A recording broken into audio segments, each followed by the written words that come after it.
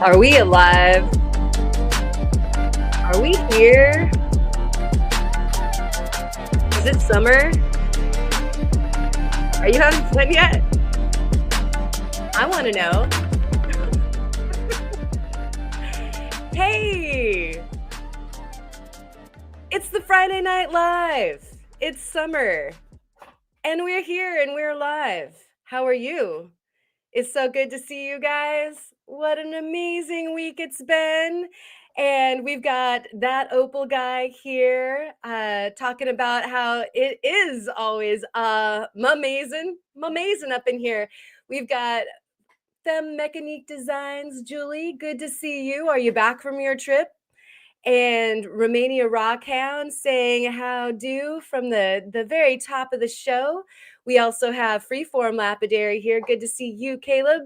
Thanks for joining. And greetings, Sir Brian. Good to see you as well. Thank you for joining us. And Mr. Scott Argyle is sliding on in. Fabulous. Patricia, thank you for joining us early also. Good to see you. Dads Rocks is here saying hello. And Phil, you got to fill us in on your fun with Jeff. It sounds like a good time that we all would have liked to have partaken in. And it looks like Mr. Turtle Montana is also here. Good to see you. And Mr. Blind Squirrel Rocks.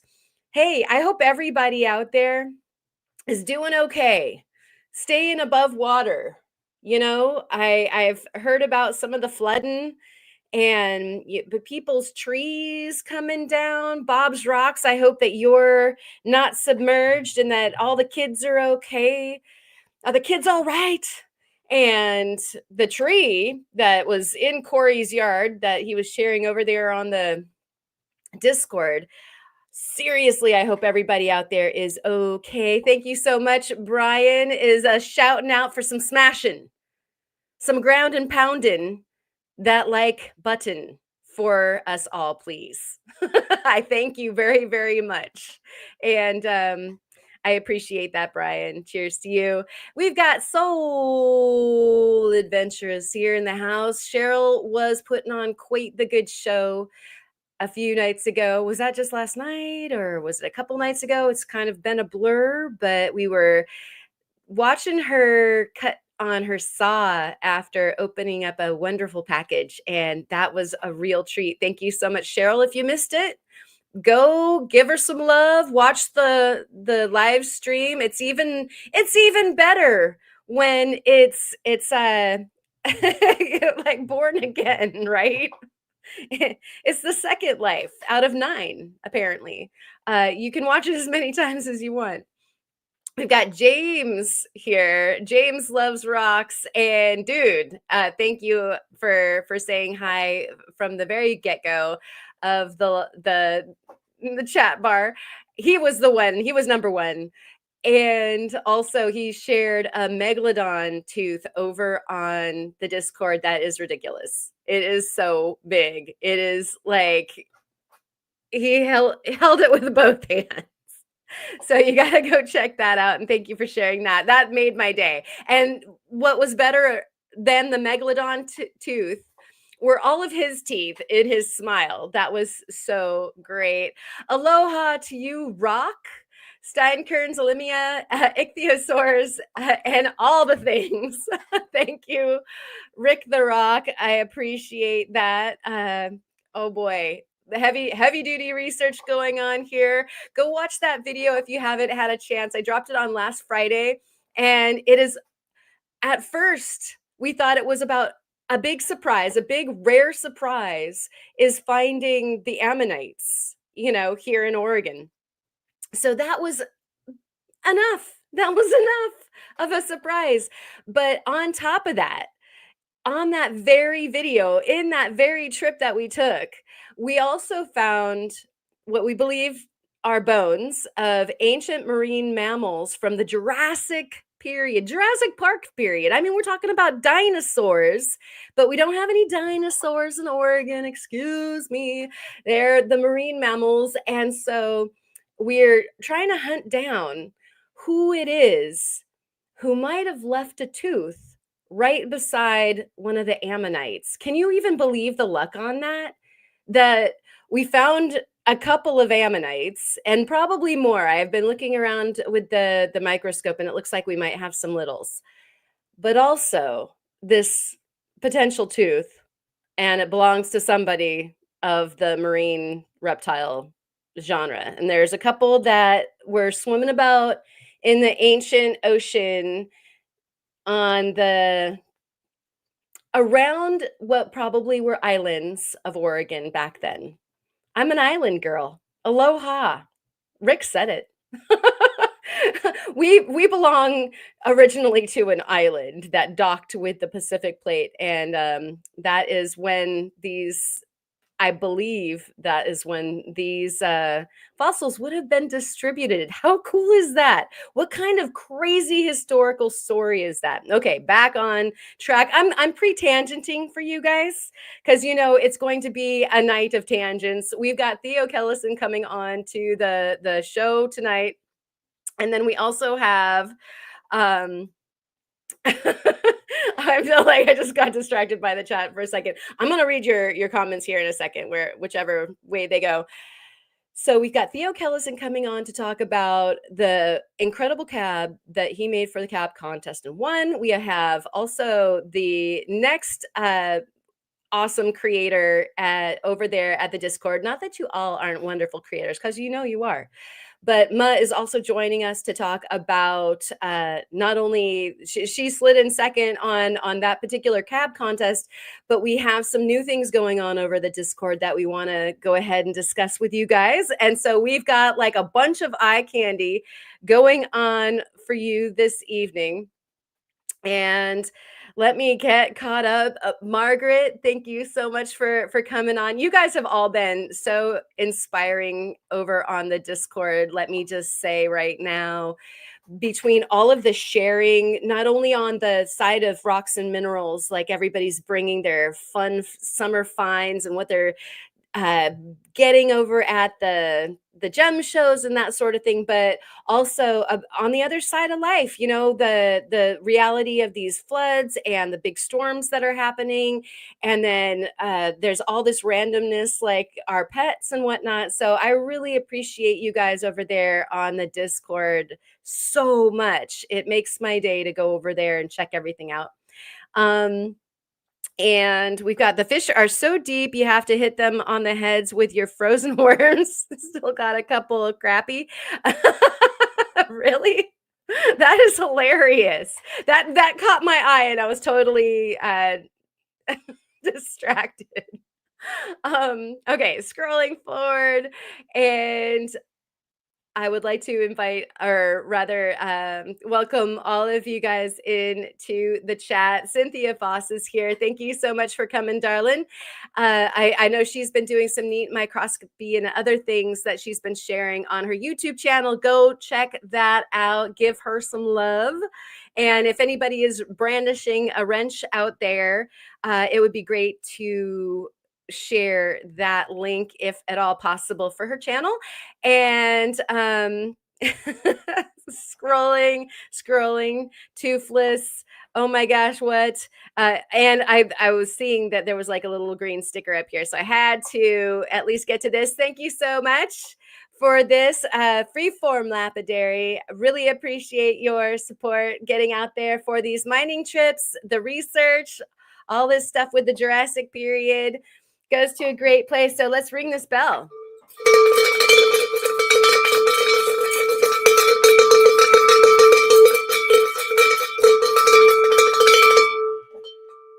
Woo!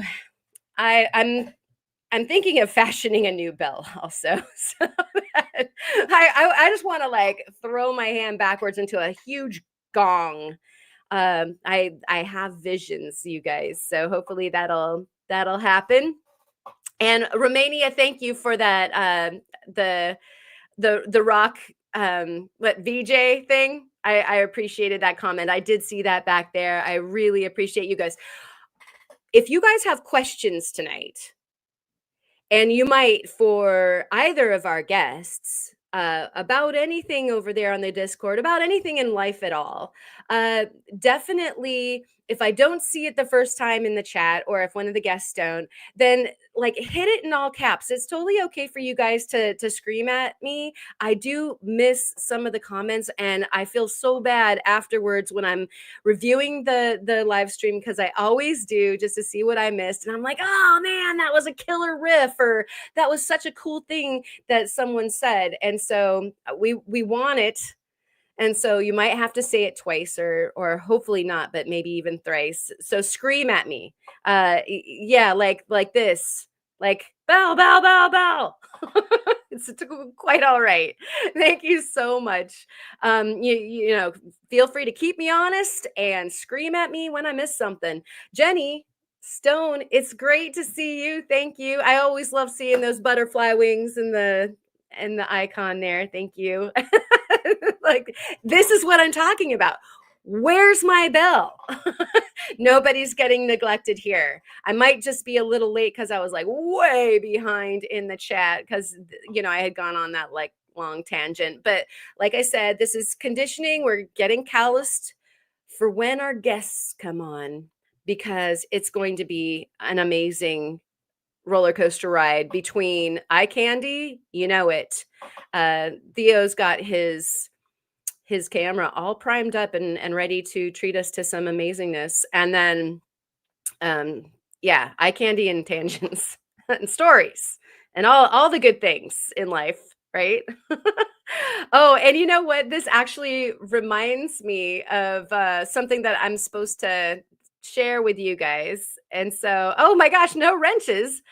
I'm on the StreamYard platform, so I can't bequeath wrenches right this second, or else I'd drop a whole bunch of wrenches on y'all's. So sorry about that. I'll have to update some wrenchness so that folks can share. And Kirk, good to see you. Thank you for coming. Hi, Karen. It's warm here. The glaze kiln is at 1 KD and 1,300 more to go. Goodness gracious, you're cooking with fire over there. Burn those cones. Can't wait to see what you've got going on. Thank you for coming, Mr. Hoyer. Did I say it the wrong way? I might have. All right. Oh yeah. See, we've got wrenchless people here, and that is not okay. It's said a couple times up here. A good king wrenchless sloss, right? Oh my gosh, I'm caught without the tools. And we've got. Have you seen the huge gongs over at Yaquina Bay Lighthouse? Do you mean those cylindrical ones that they make out of the old scuba tanks? Because those are super cool. Like, it's been a second since I've seen those. So, well, that would be cool. Although I want to make a gong. I don't think I have the skills or technology to make a scuba tank gong, but those are cool. And if you haven't seen one before, you got to check these things out, because they make amazing gong noises. And we've got this sweet 11 months. Thank you so much, Soul. And actually, that reminds me, I have to make a new icon. And that reminds me of the other thing that I was thinking of that I have to get sharing the screen for here in a moment. But congratulations. Let's ring that bell.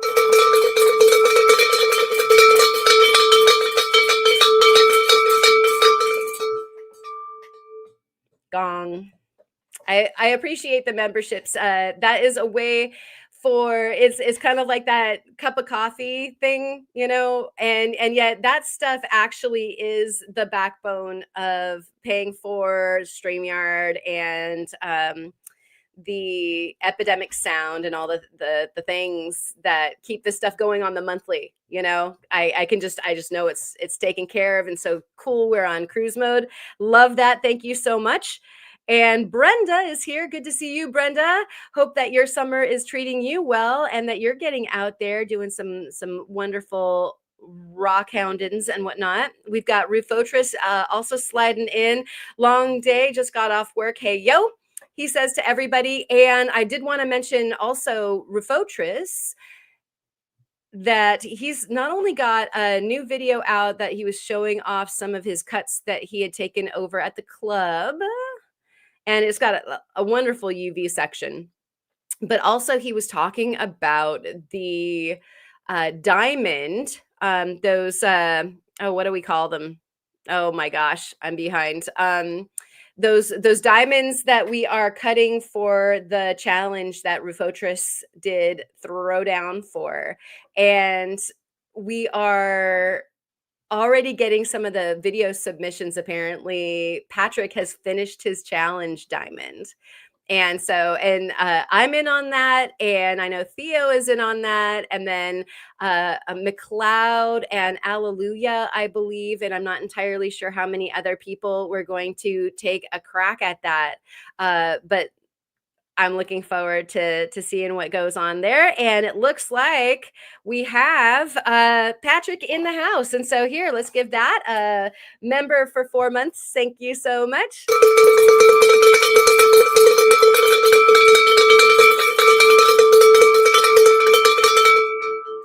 Gong. It'll happen. It'll happen, you guys. I promise. Oh, and here we go, everybody. We've got, yay, not as cool as Soul, but you are cool nonetheless.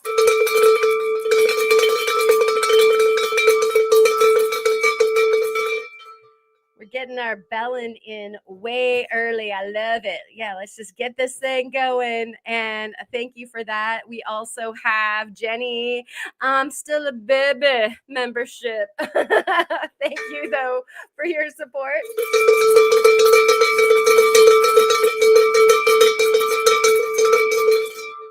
Oh, you know what would be really cool is if I had some different notes of bells, and we could just make this the musical segment of the live stream.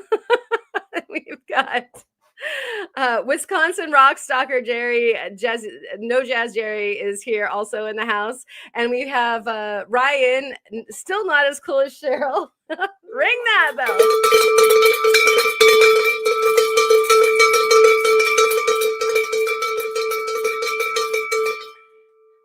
But has been here for a minute for sure. And let's see. Let's scroll on down. I know we've got more. Lake County. Thank you so much. Here, I got to give some credit where credit is due. I couldn't think of it. I'm like, swamp, no. River, no. Creek, no. Sea, no. Inlet, no. What is the word? Lake for the wind, not a pond, not a spring. All right. We've got this one. Never as cool as you all. Oh, so cool though, Brian.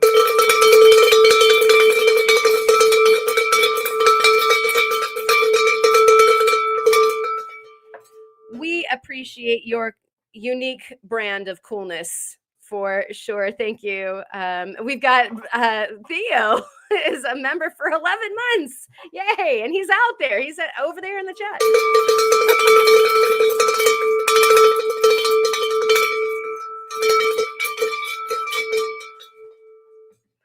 All right.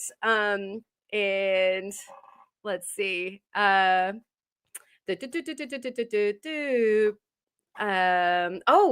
and so Rufotris is saying, I think that's a full roster. Ma is doing a freehand attempt. Awesome. Yeah, it's a good time. That will be amazing. And let's see. Hope y'all make some vids for those of us not on the Discord. This is for the YouTubes. So Jenny, yes. The answer is yes. The answer should always be yes anyway. We'll figure it out. But I think a lot of the people that are sharing over on the Discord share the stuff over on the YouTube, or at least over on the Instagram as well. And so you let us know, though. You let us know if you feel like you're missing out on anything, because we won't drop the ball on you. And scrolling, you guys are awesome. Yeah, the AZRE nodules was insane in Rufo's video. bringing us back to the tangent that took us on a bit of a tree of tangents. And so there's that. And we've got Rick the Rock ringing the bell. Oh my gosh, thank you so much for gifting 5 more memberships so that more people can get bell ringing in their lives.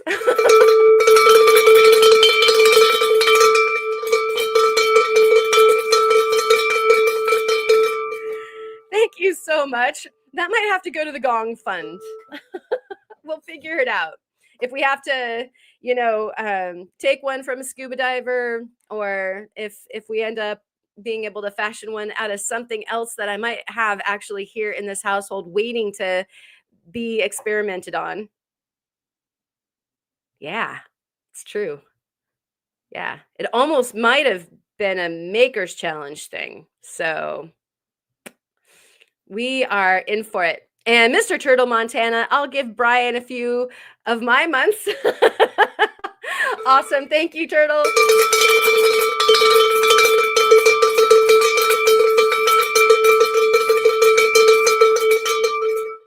Turtle's always sticking his neck out for the next guy like Brian. That's what turtles do. Thank you, Turtle, for that. Terrible puns. And scrolling on down, Margaret, also the next one for the bell. You guys are getting my my workout in for me. 10 months chasing Cheryl. Woo!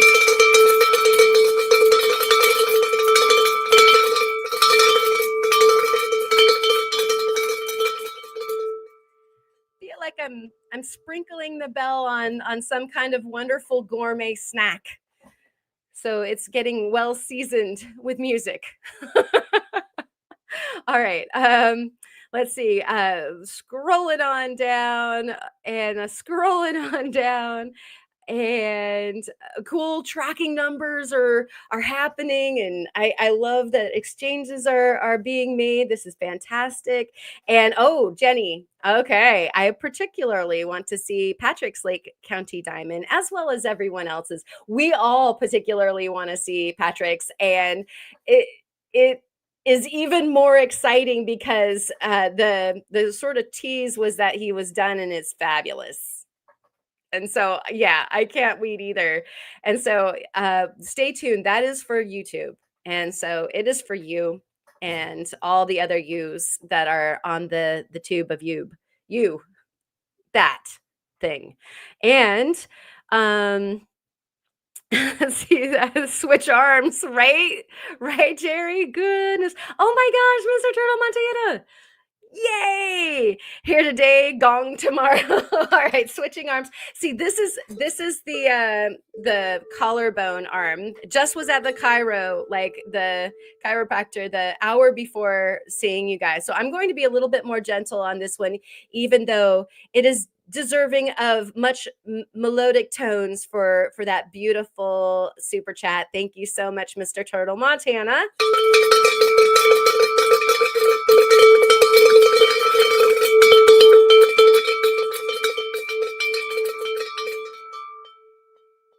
The collarbone works. I'm so excited about that.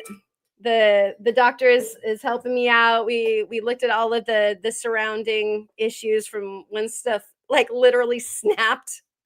Like I got a bicep snap, but on my collarbone. So crazy. Anyways, thank you so much for that. That's awesome. You guys, we are off to such a wonderful, great, noisy start of the evening. And Mr. Theo was needing to charge up. I think it was his camera or something. And so I think that we've given him an ample amount of time to charge up the camera. But you guys have to remind me that I have 2 new emojis to stick up there for you guys, for all y'all to use. And they're just fun. And I will show you pictures of those, but you got to remind me because I don't want to keep our guests waiting any longer either. And oh, Sonia, oh my gosh, that is so sweet of you. Thank you so much. It's like Christmas in July, everybody. Let's ring this bell. I'll ring it with the new collarbone area.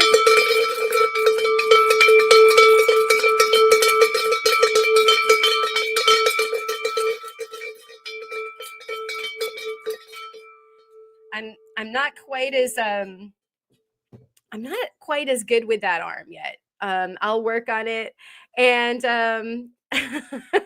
it looks like Gentle, she says as she wiggles her shoulder out with a heavy ring. Yeah, right. Like, take it easy. Thank you, Dr. Rufotris. But yeah, thanks again, Sonia. You're a sweetheart, and I really appreciate that. And we can't wait to see some of your jewelry bench. And so just putting that out there. And then what else did I see? Oh, here's this. 4 more minutes. 4 more minutes. We got that. Theo, we got this. And Jenny Stone, I am not left-handed, but I am fairly ambidextrous. I was one of those kids that I didn't know which way I cartwheel better. And so, you get taught one side of your body is supposed to be dominant. And yet, like, sometimes if I'm not paying attention, I'll paint with my left hand. And I do a lot of my jewelry making process very left-handed heavy. And so, what about you guys? Like, do you have things that like you couldn't even do with your dominant hand that you actually do with the other hand? Keep it clean. Um, thank you. And let's see. We've got yeah. This is Karen's PT instead of the kettlebell. Been belling too. I've got the kettlebells going. I feel so much stronger. Like I've been, doing the full snatches and all that kind of good stuff. And we've got, I'm going to get you one of those bellhop bells. Okay. That would be great. um, and we were meant to be jewelers, ambidextrous. Yeah. Yeah. You really do need to be good with both hands. Like I found myself like setting gems into their place sometimes with my left instead of my right, and you'd think that you'd have more precision with your right hand if you're right dominant. Very interesting. I'm laughably pitifully right-handed. My left hand is absolutely useless. That's crazy because you get like twice as much done with half the hand, you know 50%. That's crazy. Um, both hands over there for Romania Rockhound. Nice. And Patricia is also both. And semi ambidextrous. I do lots of crafting and common stuff with both hands. Lapidary, both hands. Just don't write well left handed because you never practice. Exactly. It's that we were taught, because I found that sometimes, like, if I was going to, I love working on large canvases to paint.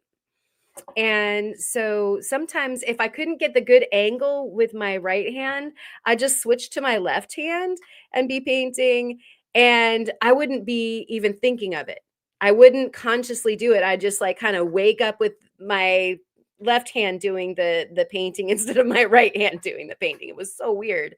That's kind of when I really realized it. I'm sure y'all have had your cathartic moments of like, wow, well, I'm not supposed to be doing it that way. And Eric the cat, good to see you. Thank you for coming. I eat right and pick locks, left-handed pick locks. Random. I throw and bat right-handed. Yeah, yeah. I can bat left-handed, but I can't throw left-handed. I like to throw it straight on the ground. That's funny though. I like the pick locks. And Alexis is left-handed. A lot of the cool kids are. Yeah. I was actually jealous of, I had a best friend when I was a kid, and I was jealous of her for being left-handed Go figure. And Jeff is here. Good to see you, Jeff. Thank you so much for coming. Jeff is another one that had a wonderful video out earlier this week on the geodes. So if you did not see the geodes, you need to go see Jeff's fun video. That was super. That was a really fun premiere. And Jerry types with one finger. See, you don't need two hands. All you need is one finger, right? All right. And yeah, this means that Alexis is ambidextrous because society tells her to do things right-handed. There's there's a lot of things that are made for right-handed people that we just don't realize. And then if you start trying to go through life as a left-handed person, like where some doorknobs are situated and that sort of thing, you start finding out that like that's not conducive. Um, and what do I paint? I think that question is for me. So actually, I am my occupation before this section of my life was actually an artist painter person with an art gallery. And so I started off as being just a painter, and then I moved up to having a gallery. And so I paint a lot of things. I used to paint a lot of things. Don't paint as much anymore, but a lot of that whole creative impetus is actually well suited for the lapidary and the jewelry arts and that sort of thing. Just turned a page on which media to use with the creativity. And reeling a fish in is better non-dominant arm. Yeah, that's super cool to think about. Exactly. Nice. Well, yeah, there's a lot of things where you need strength in your non-dominant arm to be able to get the sausage made, as it were. And Soul is saying my left hand is used primarily for balance. If I didn't have it, I'd tip over to the right. That's great. Yeah, you just need it to even up the the body. That's what that's good for, Theo. You heard it from Cheryl. That's some sage wisdom there, girlfriend. Okay. Lock picking is a hobby. I used to watch some videos, but not much. Some people are super into it as just a fun hobby, like a puzzle. I love that. That's actually a really cool hobby that I guess I haven't heard of before. Super nice. And Brian is saying Julie is a lefty. And so I'm now jealous of Julie and Alexis. You guys are the cool kids. Lefties are supposed to have more going on as far as the creativity goes, from what I understand, because it crossfires through the brain. Like your right hand goes to the left brain for all the logic and science and thinking, and the left goes to the right side of the brain, which is supposed to be all the creative flow and that that that hand gesture. And so let's see. But she uses the right hand for a number of things because why just use 50%, right? It's super smart. And talking about paintings, can we share some of our paintings on Discord? Sure, absolutely. The random anything goes channel in the Discord would be a wonderful place to see anybody's artwork. So please definitely share it. That's where all of the kind of non-rock related stuff goes into it, unless it's an animal, which then you go into fur babies with that one. And so definitely share. We would love to see everybody's artwork. I am a huge fan of artwork. So please bring it.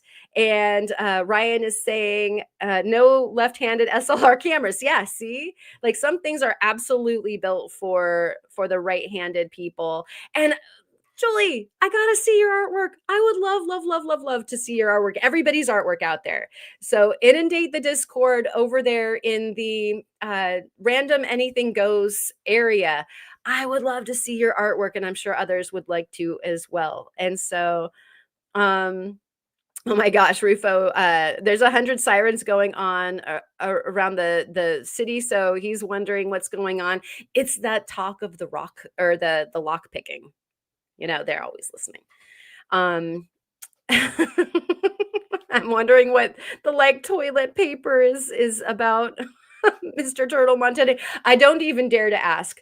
And I guarantee you guys that, oh my gosh, I can't believe how much time has gone by. I'm sure that the camera has been charged now, right, Theo? We got to get you up on here. And seed bead hat. Wait, what? You make hat bands? That is so cool. Yeah, I want to see it all. All the creative stuff.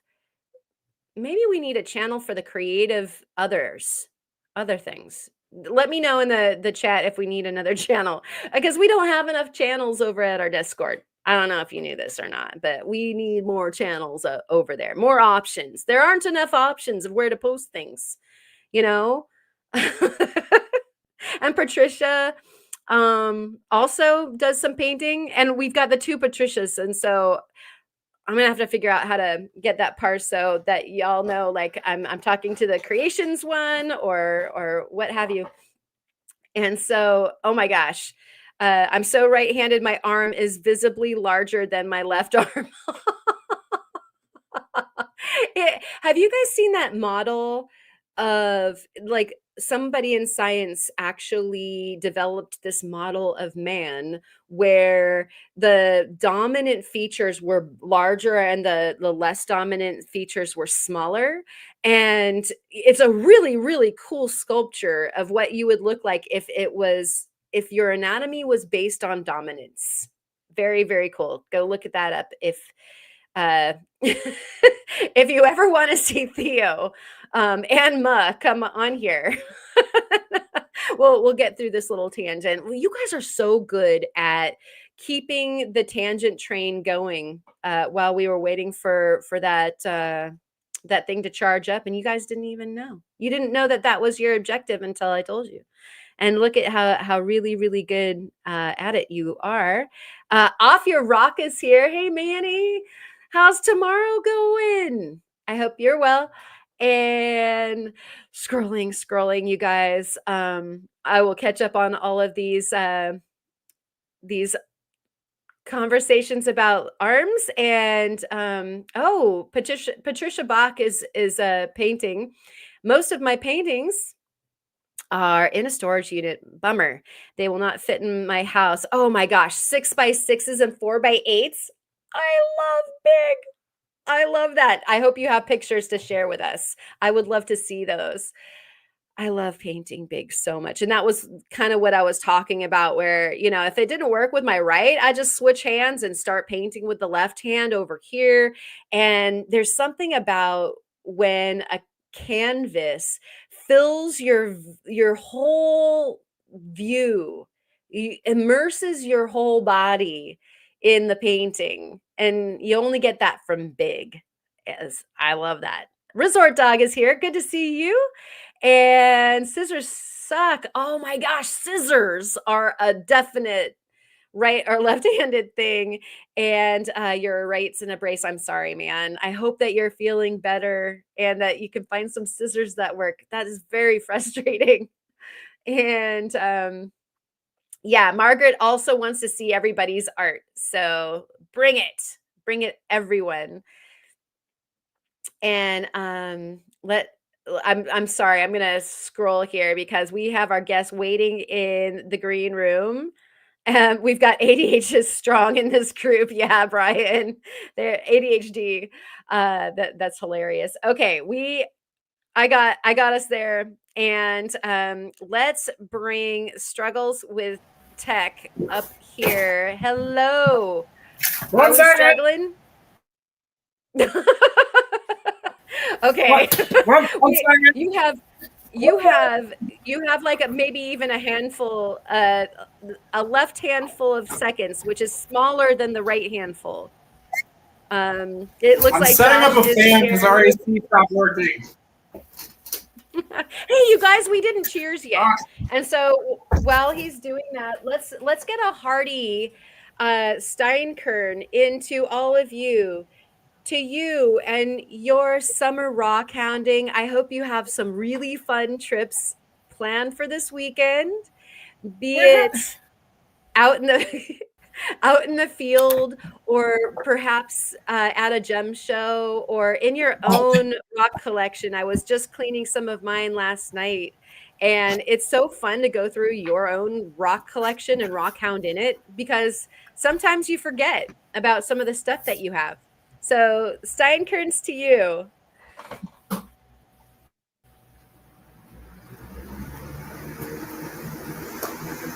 I Oh my gosh. set the fan up backwards. I heard that you've got like a B-52 taking off in your office there. Patricia is saying a 4x8 is the Northern Lights done with a 3-inch house paintbrush. Yes, yes, I Okay. love that. All right, I'm Threw back. my art instructor for a loop. Awesome. You're my hero, Patricia. I love that. I need to see that piece of artwork. And here we have Theo Kellison, struggles with tech. How you doing? Still struggling with tech. It's better today, but still struggling. You look like your favorite gem cut right now, but you sound so much better than Robo Theo. Do I still look bad? You don't look bad. It's just a little pixelated, but you know, a lot of times with StreamYard, when you first activate your camera, it will be pixelated and it'll settle in. So I would just like chill out and we'll see how the pixels settle. Um, I might be able to mess with settings. One sec. Alrighty. And yeah, fuzzy face. The fuzzy Theo is in the house, yes. And Brian is hilarious. It is true. Um, Let me see. Just making sure that I am not missing anybody. Betty, that's Betty. Welcome in. Good to see you. I hope that you're going on some rock adventures this weekend, as well as Is this any everybody. better? Um, Not yet. But I'm telling you, it might just probably just needs to settle. And Resort Dog says you look 240p. That's kind of funny. Like I'm gonna use that when I see people in real life. Like, you know, you kind of look 240p today. And oh, trying to get that Well, I just swapped down. it over to 4K, so hopefully it settles. Yeah, I think it will. And Brian is saying Theo is now a graphic representation of himself. Right? He's like the Roblox one. Oh my gosh. Yeah. Is it AI Theo? We don't know. We don't Here, even let's know. try this. How would we know if it was really Theo and not like an imposter that AI is trying to feed us? Is this any better? I wish I could say yes, but but when you hold your face still, it does kind of settle, and so I'm just wondering if I'm almost wondering, which is even more frustrating because my camera wouldn't it like worked the first time and then it wouldn't reconnect via Bluetooth, but I think it honestly might be the length of the cord. Oh, okay. Yeah, like part of the message is lost on its way, kind of like in Willy Wonka. Yeah, when you do setups like this, you want to actually have the shortest cord possible. But I wasn't sure where I was going to be able to put my laptop, so I got like a 6 foot cord, which is probably way too long for what I need. I'm You're lucky honestly, that you're not like a unicorn by the time it's done like mixing your pixels. yeah, I'm sure the cord is probably the problem. Why is Okay. there always a problem? Oh my Jenny, god. I know, right? Like it's like gum on your shoe, or something worse. Jenny says turn on the fan. He actually did just turn on the fan, I think.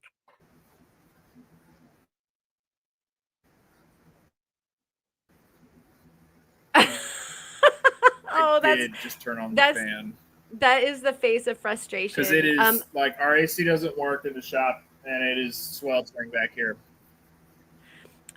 Okay, so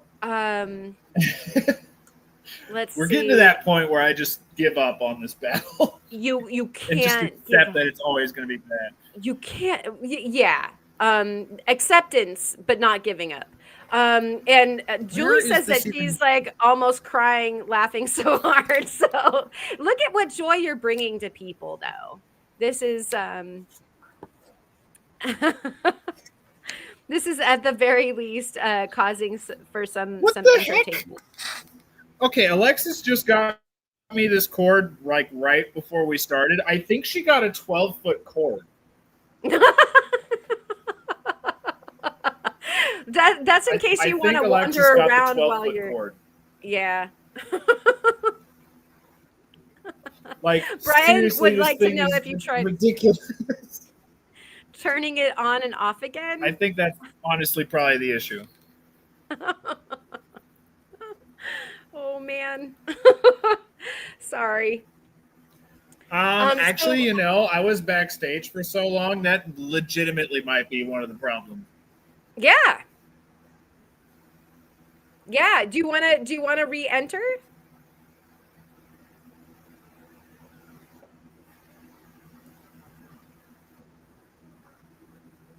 Yeah, I think I'm gonna hop out and come. That sounds like a great plan. Let's do that. So everybody say goodbye to Robo Theo, the AI, obviously doppelganger. Like that couldn't have actually been Theo. So we're gonna get the real Theo back here in a moment to enter the Sandman. Uh, oh my gosh. And so meanwhile, let's get Ma on here. Ma, are you still back there somewhere? I'm sorry to keep you on hold for so long also. Y'all have been cracking me up. Oh I've had my so many gosh. comments. I was so mad that you guys couldn't hear. Wait, I'm good. How you doing? Did we miss a bunch of good riffs? Yeah, we needed Well, help with the riffings. you were funny to me, so I was entertained. I'm not sure if anyone else would have been. No, but we missed the ones that you could have been popping in, is my point. Like, we could have been Oh, co-riffing this whole situation, right? Wait. I could have helped with a little comic relief, maybe. Let's just say that, maybe. How are you Unclear if it this was funny, evening? but maybe. I'm good. Right on. Yeah. Yeah, You got? Blind Squirrel is saying, I'm sure Ma was cracking wise. Yeah. I was just cracking up as it was going on, and I was like, "Why am I not here for the left-handed conversation? Because I'm left-handed, and I could have said so many things." Right? Ah, it's fine. Yeah, Oh yeah, we're remiss. uh-huh. So Ooh, the what dog. kind of it just seems appropriate. It seems appropriate for tonight. The It dogs are does. here. You're right. I love it. So as far as your dominance with the left-handedness as opposed to right-handedness, like how does that work as far as like your ambidextriality? I don't think that that's actually a Oh, word. I consider that a word because I understood it. Yeah, I mean, I think like Theo said earlier about Alexis, you end up having to be ambidextrous because there's so much stuff designed for right-handed people in the world that most people just don't even think about. Scissors, driving a stick shift, stuff like that. But Oh, driving. Yes.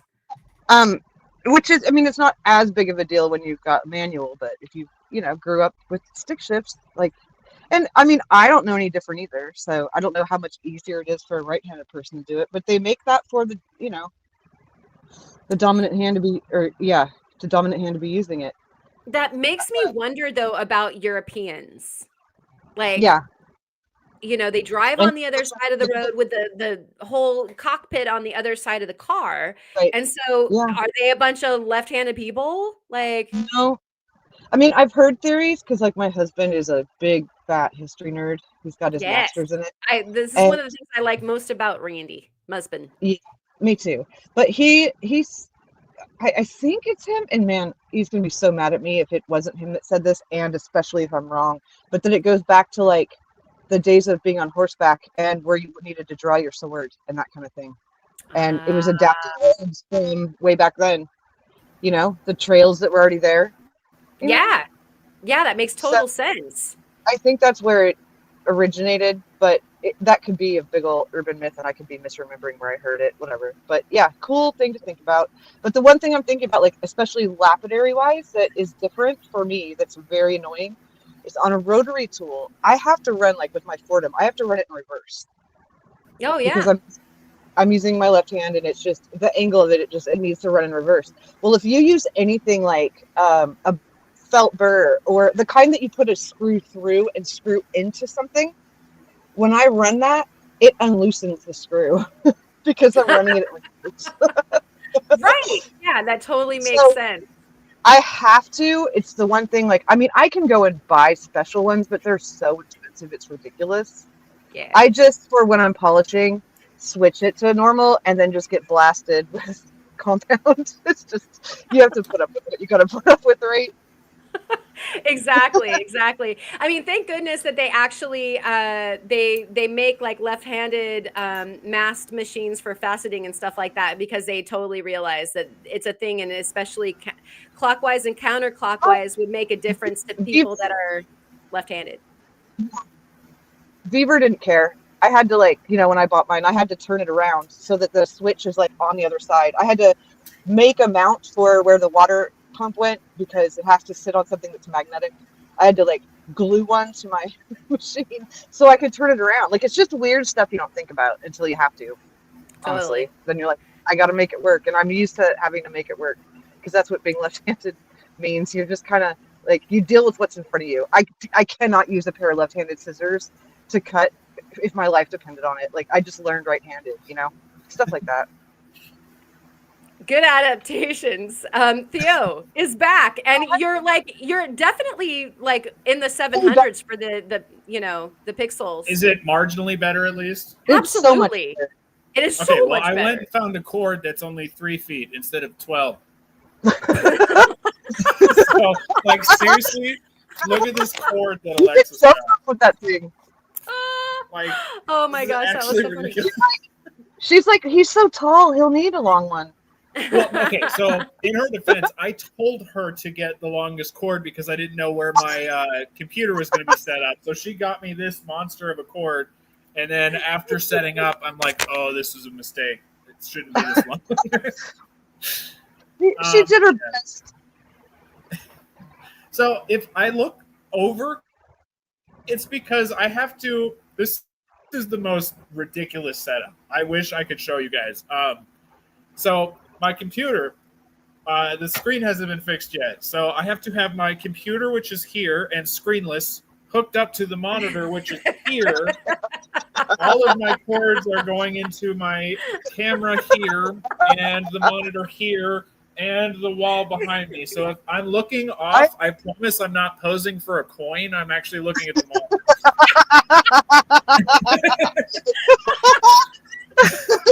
Oh, that was so good. Yeah, yeah. One thing, like, what in the world is to Theo's left? Like, what is? I know. Why is that so interesting? It's everything. Like, this is the monitor this way, and if I look at the camera, which is what I want to do, I have no idea what's going on actually on the line. So if I want to participate, I just Can have you to move look the monitor right in front of you? Like, is there a reason you couldn't move the monitor over here? I'm just wondering. Oh, I don't. It would be a whole process. This was a struggle enough. We got you. not pixelated. I think you're fine. Everything's great. We love your side profile. Everything's perfect. Yeah, we're good. This is as good as we've gotten for the last like 3 lives, so I'm tempted to not push it. Yeah. Next time. Yeah, Don't even move. Yeah. If we keep incrementally getting better, it should be halfway decent next time. right? Well, Jeff thinks that you're watching SpongeBob on the other camera monitor. Yeah. Very entertaining. Yeah, I've just got other stuff going on over here. He's really great. Actually, just multitasking. Yeah. He's running another live to the left. Yeah. yeah, this is TikTok live. It's going on right now. I might. No, I'm not gonna. I was gonna say I might be able to move all this in front of me and move the monitor over there, but that's I don't know.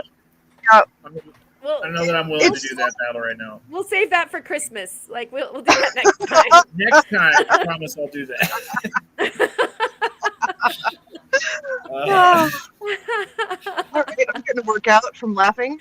The most obnoxious part is it works just fine. If we do things on Alexis's phone, it's perfect. Like it works no problem.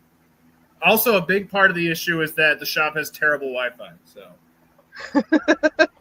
Yeah, that's going to have an effect. if it hasn't happened before, it's happening now. Yeah. Okay, so we are an hour deep and we're just getting started. Woo! I feel like we're definitely rock stars as far as, Did you enjoy the first act? You too. Are you ready? All right. And so why are we here? I think that there was something about like some pretty magnificent cabs that happened. And so I wanted to ask you from the top, Theo, basically you created like this crazy madness of a cab for the cab contest. Can you indulge us in a little bit of discussion over what in the world inspired you to create that and all? I wish I could say. I read the theme and I immediately was like, okay, well, we're doing like spiky circle of some kind. And then I was like, oh, it'd be so cool to have a bunch of different pieces into it. And then the moment I started drawing it out, I was like, oh, color wheel. There was very little thought behind it. Like I had my pattern drawn in like 10 minutes and it was done the next day. So the answer was I was not thinking. Yeah. Yeah, the answer is I kind of just winged it like I do with everything. Yeah. This little jerk here, he just wings things and look what happens. Oh, yeah. Yeah. Allison, welcome into the chat. It's good to see you tonight, too. And so can you run us through really quickly what the amalgam of stones there are in that? This is insane. Of course. So we have yellow and black brecciated jasper. We have green tree moss agate. We have blue tiger eye, amethyst, red banded iron. Oh, stay focused. Orange Montana agate. And then we have a boulder opal, a Spencer opal, and a Schiller sunstone. That's so nuts. And Brian called it. It is Star Trek emblem of some variety. Yes. Mm-hmm. Sign me up. Yeah, beam me up. That is definitely a different looking cab, says Diane. Yes, it is.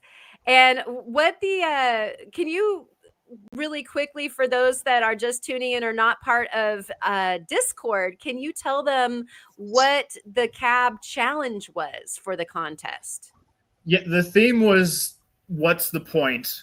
So the goal was to make something that is like the hardest it could possibly be to set.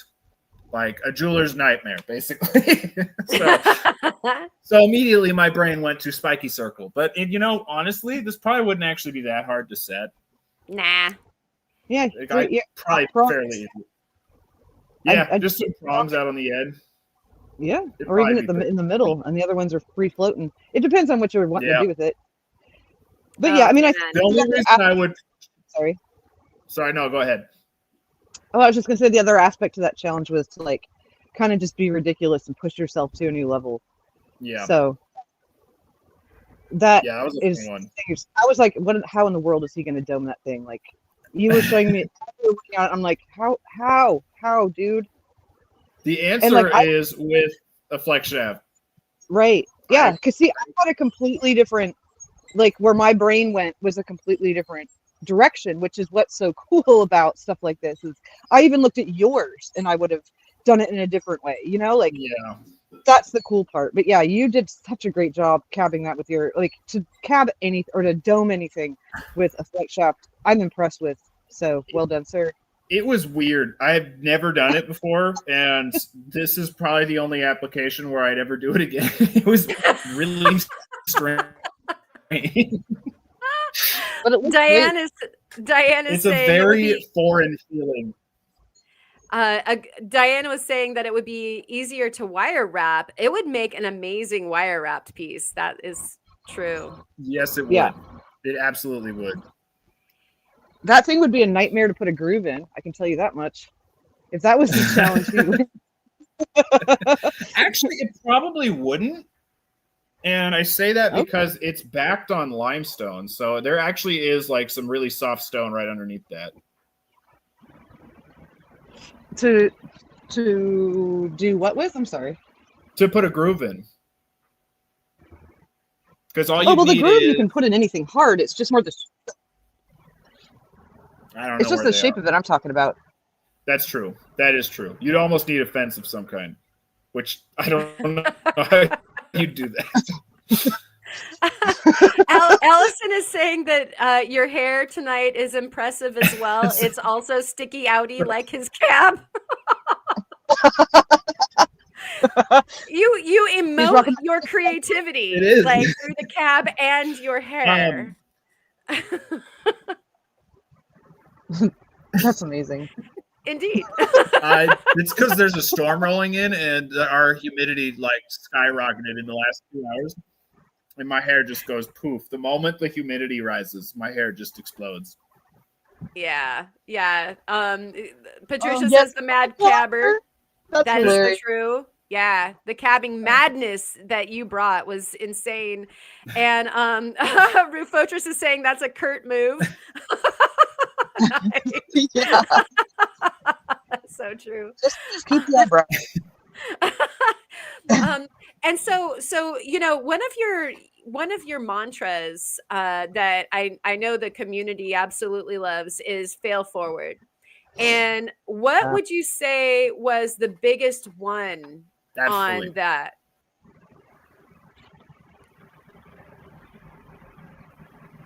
So what? Oh, you skipped for a minute. Let's ponder. So that was that. What would you say was the biggest fail forward moment for that cabochon? Would you say? I was talking with Ma the whole time I was making it, and I kept waiting for things to go wrong, and it just didn't. And I was very surprised. Nice. Like before, I was expecting there to be issues, and there just wasn't. And I was like, "Oh, we're done. Okay." Actually, Yeah. I'd say probably the most tricky part was carving the backing out to get these nice little. Where are you? Yeah. To get those sharp edges. Because I It looks had like to, no. I made each piece individually, assembled it, then backed it. So I had that's to fine. carve the backing down to the level, and yeah, it was a process. That was the only part that was actually like tricky though. I kept waiting for things to be hard, and it just kind of didn't, and I was very surprised. That was a true moment where I winged it and it worked. Yeah, like pretty much. Wow. That was one of those rare projects where nothing went wrong. So Margaret is asking, you can put a groove in it, but how would you get the wire to stay in? She can't picture it. So either of you guys could answer that. No idea. That is actually kind of where I was going with what I said, because like, yeah, I could get the groove in there because you would definitely in that situation with that one have to use something like I do, where you have a cutoff disc put in a drill press, where you could get all the spiky bits easy, and you could get the middle Yeah. of the circle in the middle, but you'd have to by hand get the rest of it. And yeah, but the biggest thing is this putting a wire wrap and keeping it in a, you'd have to glue it in or something, because there'd be no tension holding it where it needs to stay. Yeah. You could kind of bend it there, but Well, especially I would on those want that to corners. stay. You know, like that's just eventually going to like pop out a little and get bent, and yeah, I So, wouldn't. so Yeah, especially on these little like. Dad Ted Kellison is channeling, or it says that your hair is channeling Doc Brown. So Dad's riffing on you. It's all going soon. So Oh, that's so enjoy cute. it while it's here, because the next time you see me, it will be gone. Aw. So take it Well, in. it's a good time. And thank you, Beth Nagel. Cheers.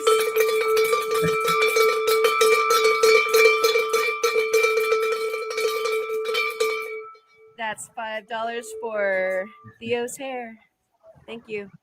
Yeah. And so, let's see. Jerry is saying with spikes like that, you could just stick it in your skin to wear it. That's one way to go. Ow. Yeah, so it's a piercing. I see. It does double as a throwing star. It Yes, totally does. Ooh, that would be a super fun theme. Like jewelry no. that or caps No. that double as weapons. Yeah. And you can't, I no like that. repeats, yeah. No repeats. You gotta come up with a new one. That is so needs to happen. All Yeah, right. but And that's so, going to need to happen.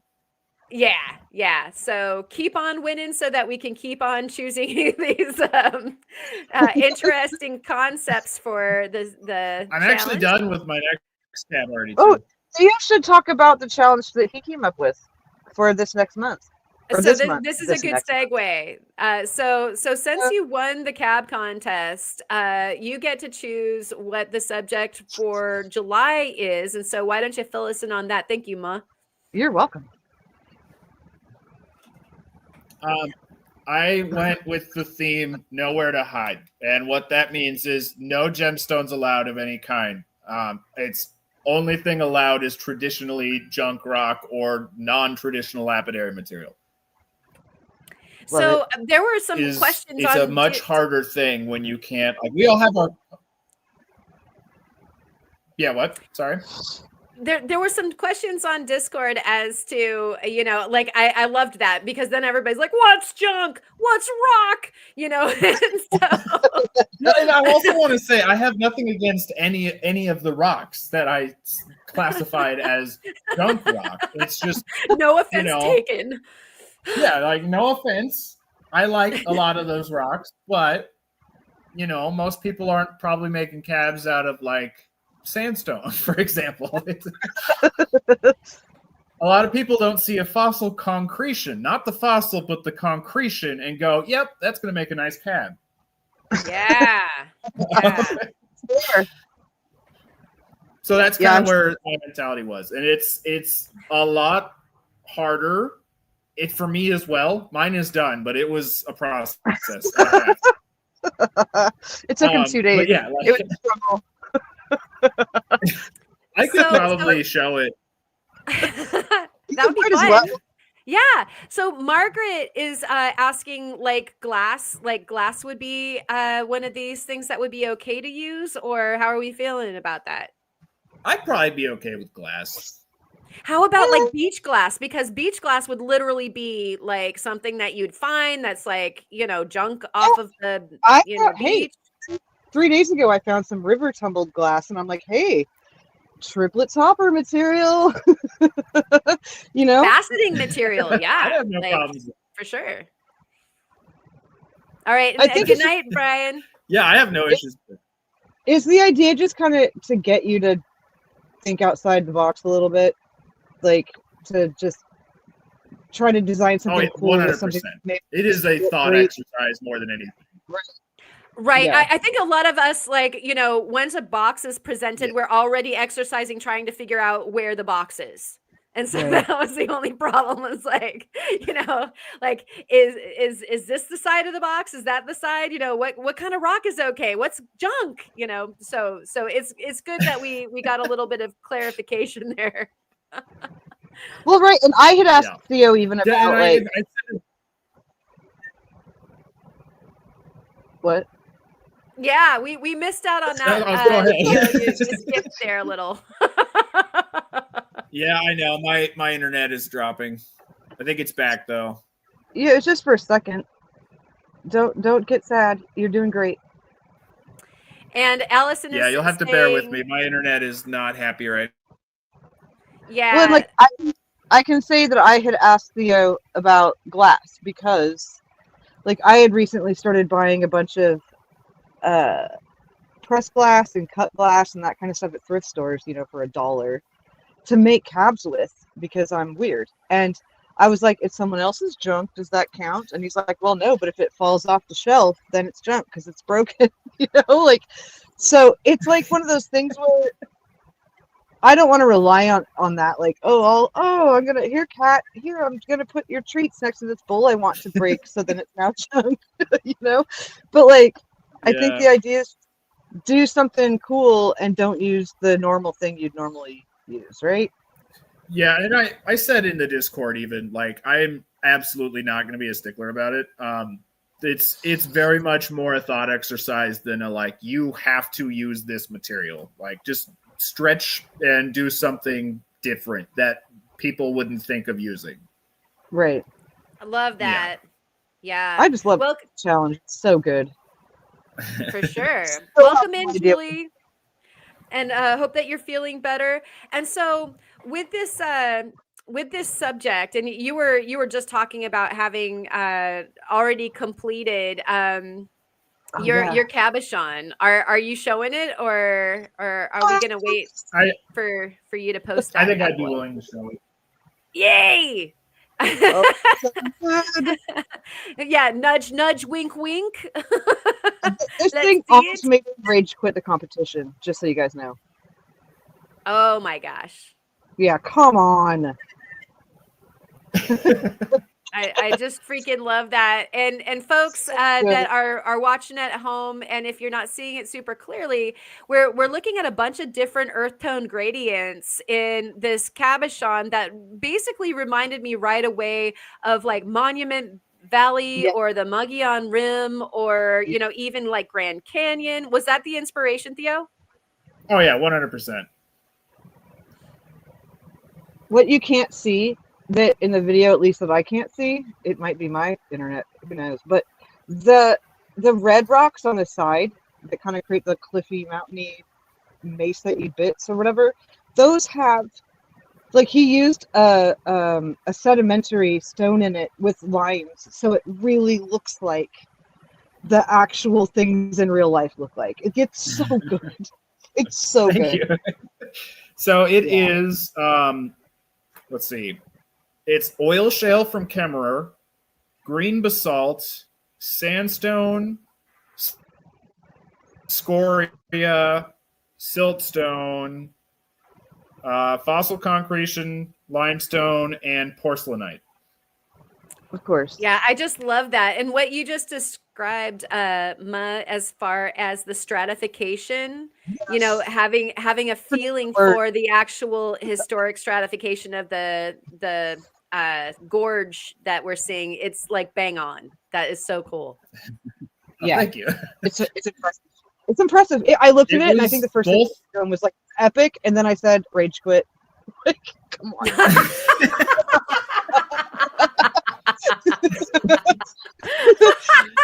It was both wonderful and infuriating to make, because it was wonderful because all of those stones are so freaking soft. So it was so fast. Like, it went so quick.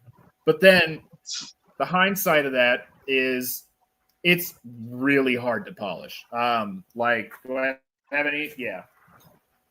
freaking matrix from Kemmerer is literally impossible to polish. So what I had to do is a method that I came up with a long time ago called lacquer hardening.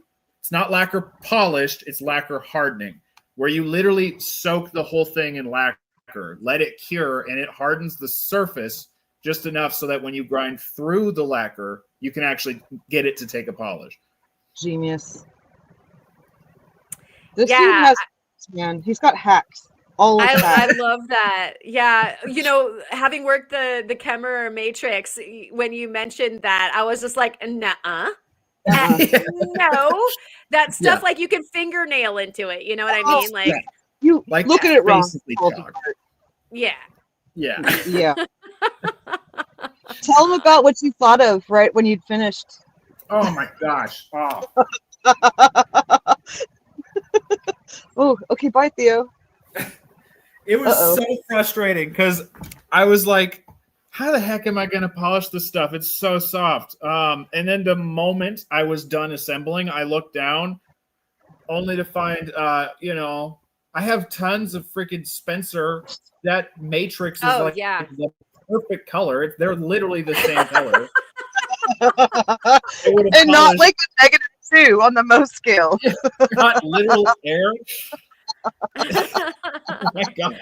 I was so it does look, Theo, I've seen it in detail, and like I will say that the texture that's in that stone, even from doing the lacquer or whatever it is you did, it really looks great. So it's not a loss. Like, it looks great, and even if it comes out not perfectly shiny, it's a landscape, so it'll be like, oh no, that's the dusty sandy floor. You know what I mean? But I do get it. Like, I do get when you're like, you created a kind of a headache for yourself that maybe you didn't need to. But hey, like you 100%. Say, failing forward, right? For all I'll never do that again. All those next times you need to make a cab with something with a 2 on the Mohs scale. It's 2 on the Mohs scale would be a huge step up from that Kemmerer matrix. Yeah. Like I wrecked. Like, I don't think a lot of people saw the Kemmerer fish that I put into a cab, but I did a test and it worked, and then I immediately was like, yay, I'm making a fish cab, and put quartz over. I did all the same things, did everything right, and then I went to just barely thin the back out, because you need to get like a thin layer between, you know, if you're making a triplet. Went to barely thin it out, and it's like I sneezed or hiccuped. I don't remember what exactly happened, but I just barely moved and touched the disc, and it wrecked the thing. Like, bones gone. Like, even at using my 3000 grit disc, it was like immediate. It was my 3000 grit disc. It's just it. Like, it was gone. And like the next time I got to like maybe, you know, 1/8 of an inch away, and then sandpapered. I didn't trust myself with the next, like, ever again. I'm like, no, I'll never do it, and I will. I'll figure it out. I'll get a steadier hand, whatever. But yeah, that stuff is, like you said, it's air. You look at it wrong and it falls apart. It is literally air. Like, it's so. When I went in to do the actual like rounding for the cab, it was like touchdown. It's immediately too deep. So it's like, it's crazy how fast that stuff runs away. I regretted doing that specific stone almost immediately. So I wanted that question answered about the failing forward. So we did get an answer. You know, it just for that one, 100%. Over. Yeah, right. No, that one, even 100%. Still, finished it in, like, but he still finished it so quick. Oh, and it looks so good. So that was definitely a fail forward. Beautiful. So I have like a totally random question, and then we'll go on to Mohs creation and a discussion about what's currently going on over in the monthly challenge as opposed to the cab contest. Okay. And so the question for you is, if you were a rock, which one would you be? Oh no. Theo's going first. Theo's going Oh first. yeah, Theo can go first. Um. Oh, that's such a hard question. I know. I love this question. I mean, couldn't I wait would to want to ask you. say I'm like a sapphire. I'm an agate, but realistically, I'm probably more of like a barite, maybe. With no logic behind that answer whatsoever. I just feel like that's probably what I am.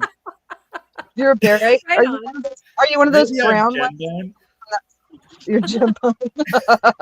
Gembone.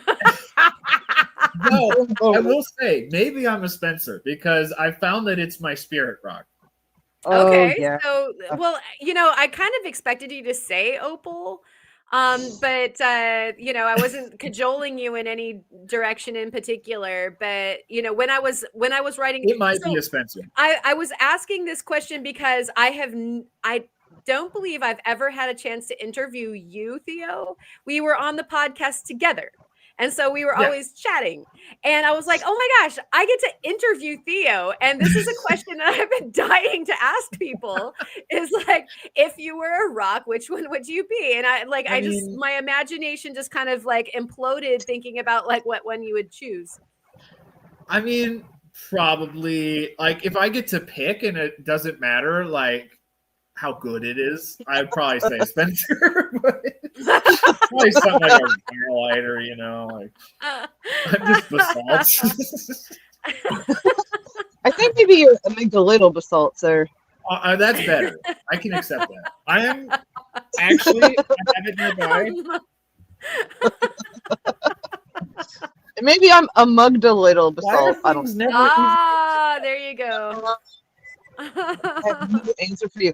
Keep talking to Theo. Press him harder on this answer so I can think about my longer. Oh yeah, I know. Keep thinking, because you are in the hot seat next, but you don't have to go right now. I can show your stone first. Okay. Oh wait, so Theo is showing something I'd say very I'm probably quickly. selenite. Selenite. All right.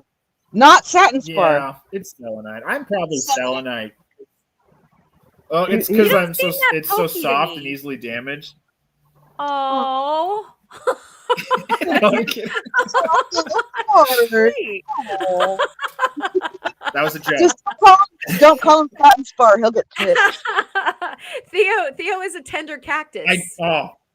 I do like no 100%. I get mad because so many freaking stores sell selenite, but it's satin spar. This is what real selenite looks like. It's not what you see in the stores with all the strandy stuff. It's not selenite. It's satin spar, and I get so angry because we're not. Because this is another spirit stone. Yeah, with you. I bonded a little bit when you were mad about that. I was like, yes, thank you. So yeah, I get irrationally angry. It seriously is like one of my pet peeves. Oh, I love this. Do I have a good one in here?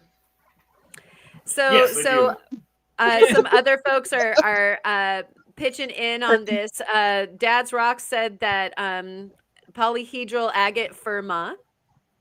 Polyhedral agate ope. Yes, please. Right? Especially triangle. Oh, that's nice. That's a really good specimen right there, Theo. There we go. Look at the hopper structure. This is why I get mad, because selenite is so much cooler than satin spar. It's an insult to selenite. Yeah. Yeah, just love it. All right. Tangent aside. And Refotris is saying Theo screams boulder opal to me for some reason. Aww, Patricia, that is a huge compliment. Isn't it though? That is a huge compliment. Black Fire Opal was also one. We have Mo Tight from no Jazz Jerry. And we've got Ammonite from Romania Rockhound. Yeah. Or Ammonite. I would happily accept that too. Right. And Turtle Montana says that Theo is giving off a strong feldspar vibe Ooh, he does look Oh, slab. you know what feldspar is that I am in love with? Sunstone, labradorite, like Labradorite, moonstone. Good Yeah. things. which was my first love, was labradorite. That's what got me into rocks originally, was labradorite. Like I was always into it, but that's what really lit the fire was labradorite and fire agate. That makes sense. Oh Yeah. yeah. See, look, okay. Cheryl said something that I thought immediately, like, because I was going to turn the question on you, Karen. I Oh. immediately thought Oregon Sunstone is you. Is that Aw. would That's you so have Karen picked? is sweet. totally yes, 100%. Yeah, Oh, you know what? And look, Soul, like I don't know if she heard you say it first and no, then no, typed it or was typing it at I the same saw it. time. No. Look, I need to say, I saw Cheryl's comment, and it reminded me that I wanted to ask you, and that's exactly what had popped into my head. Ah, Because that's so sweet, you guys. Thank you. element, I'll like, take 100%. it. I'll take it. yeah, That is a wonderful thing. Thank you so much, Soul. That will go down in the annals of history.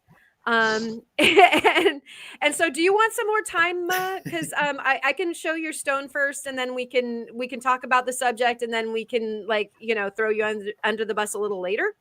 yeah, like, Do you want? yeah. Let's throw me under the bus later. It's Okay. always a good idea to ask for a little more time to be alive, right? Yeah. Yeah. All right, acceptable.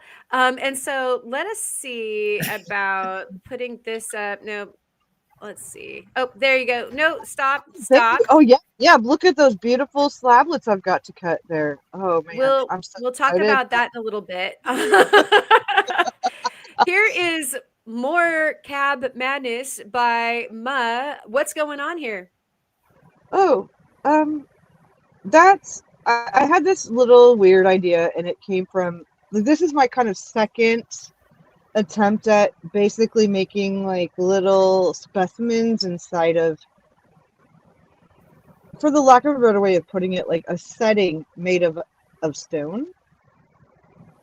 I love it. So this is the second one I did. This one right here is, I believe, Big Sur jade, and it's got, obviously, it's Thunder Bay amethyst. You can't really see the red little cool bits of hematite in them every once in a while, but this is from Thunder Bay.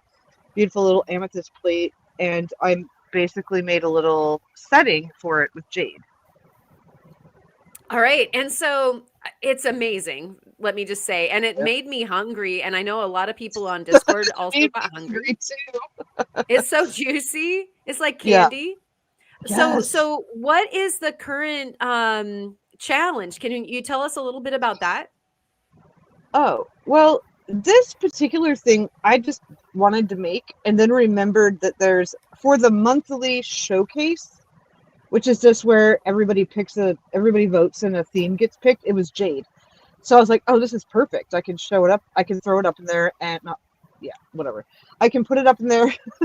And yeah, it's like, I just happened, like, honestly, I wanted to make something with the amethyst. I really wanted to put it with green because purple and green looks so good together. And jade happened to fit the bill. And then I was like, oh, this is great. It also coincides with the monthly challenge of showcase, which is jade. So yeah, Yeah, and this that's has become so awesome. thank you, and it will become a pendant. It's like a couple people have asked me, like, did you carve out this spot, or is the amethyst set on top, or like what really is happening here? But what it is it's 4 pieces of jade. So there's like a backing of jade, and then there's 3 walls built around it. So it's kind of like a box with amethyst in the center of it. If that Yeah, it makes any sense. reminded me of like a garden box of like the amethyst growing out of like a raised bed garden box. I mean, it's Yeah. flipping awesome. And Oh, thank Patricia was asking about, It's is so this freaking cool. intarsia? It is it. so freaking cool. I'm not sure what you would call it, but techniques of intarsia are absolutely used here. Yeah, I would Because say that it employs intarsia. I would call it intarsia. yeah, I mean, it's also like, if you if you're getting technical, it's a doublet and intarsia because there is jade, a solid jade back, or not solid jade back. There's solid jade behind the amethyst, and then the sides butt up to that on all sides to form the triangle. But yeah, it's to get the joinery basically of where the sides all meet. It's intarsia techniques. So yeah. Right on. And so let's see. James Rocks is saying it's a succulent selenite. That's cool. funny. That's so cool. And that's funny. Tomcat is saying Theo's picture is perfect now. Like now that you're small. Aw. It got some better. It's absolutely fine. It did. Is it better now? Just keep me little. I'm also sketching for the coinage. I'm sketching your profile. Just keep me small. It Please works stop better. moving. Okay, And Soul also says that you seem like your Labradorite, Theo, strong and sturdy with flashy brightness. Aw, that's very sweet. Yeah. And so we also have, right?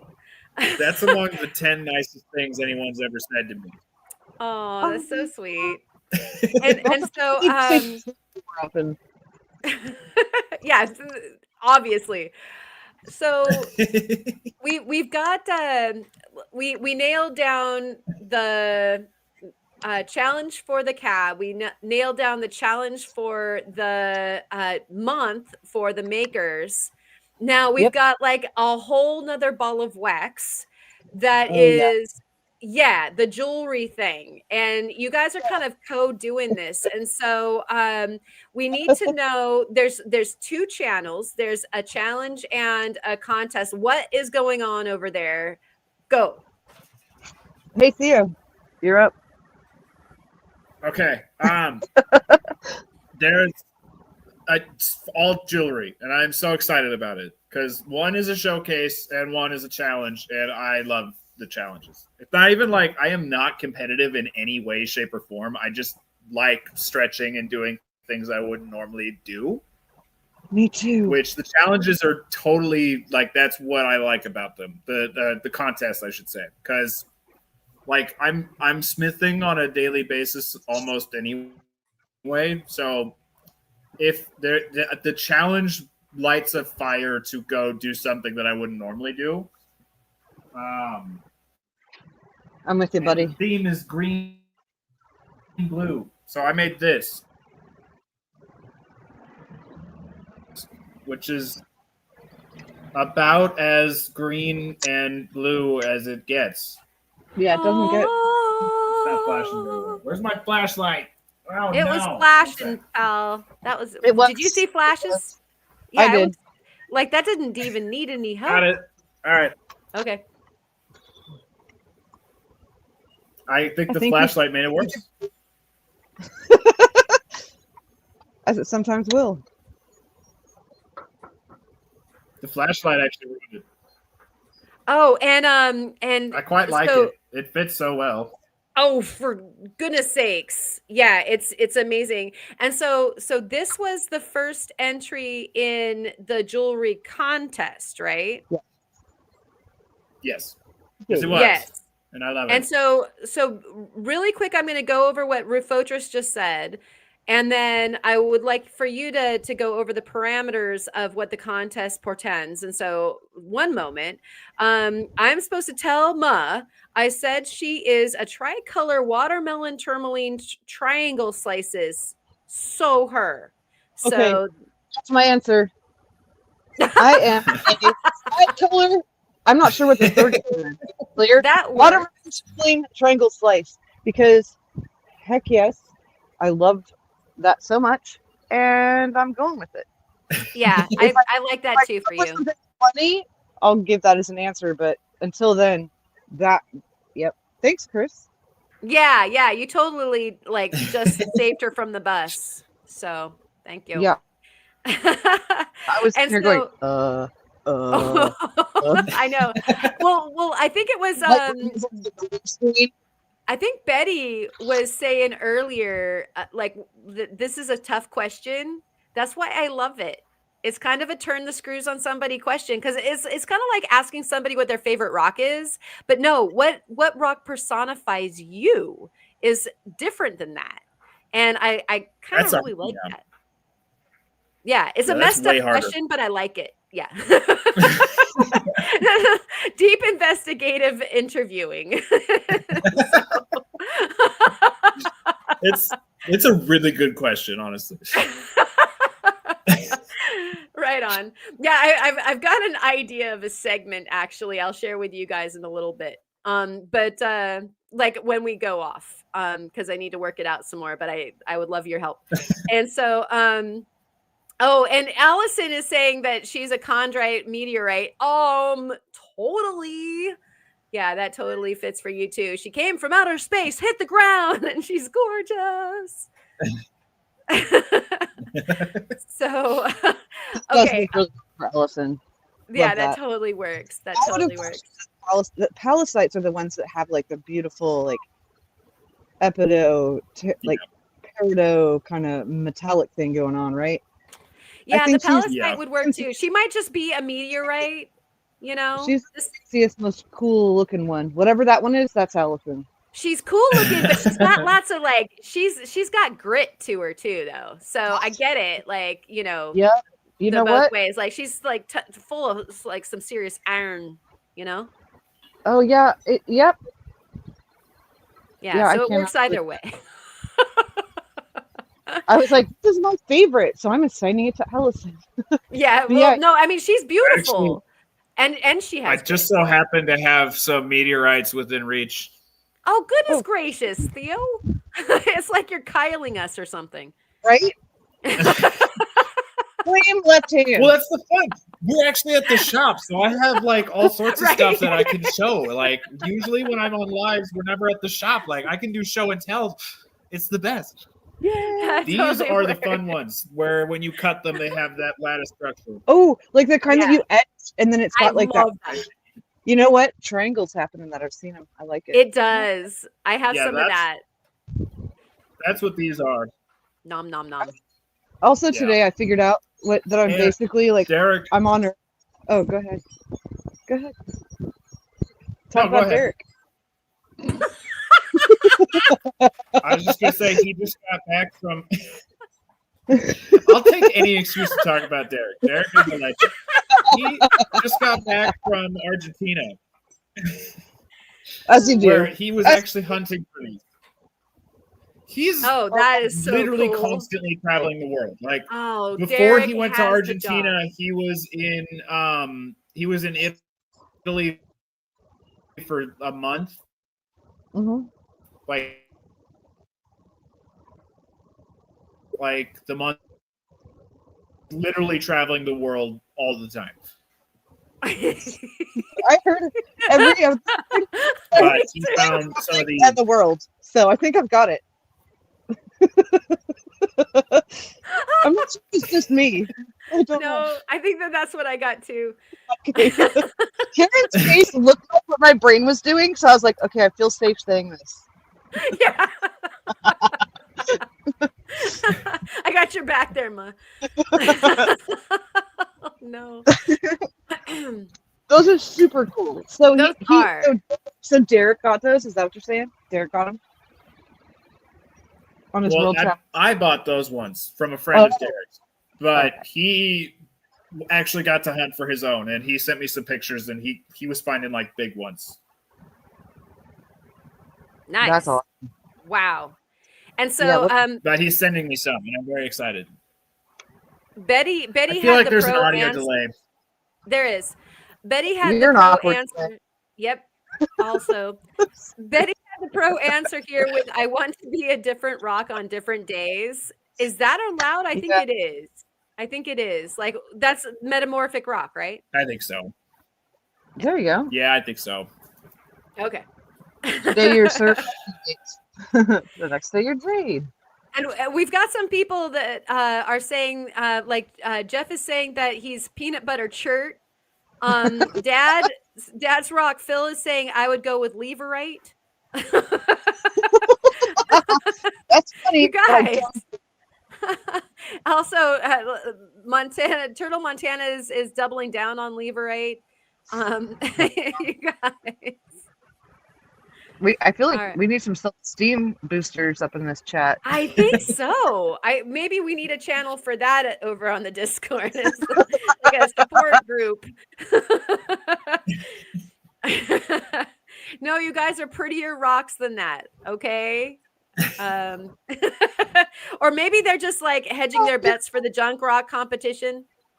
I don't know. Maybe Yeah. that's what it is. That's what it is. That's I what I'm think going that's with. what, So that I yeah. feel better about how they feel about themselves. You That's feel better about how they feel better about themselves. Is important. Yeah, I don't want to sit around worrying, We're our own support group here, clearly. right? I'm like, I need support to feel better about how other people don't feel good about themselves. Oh. Rufotris is saying maybe Graveyard Point for him because my brain is cloudy and foggy all the time.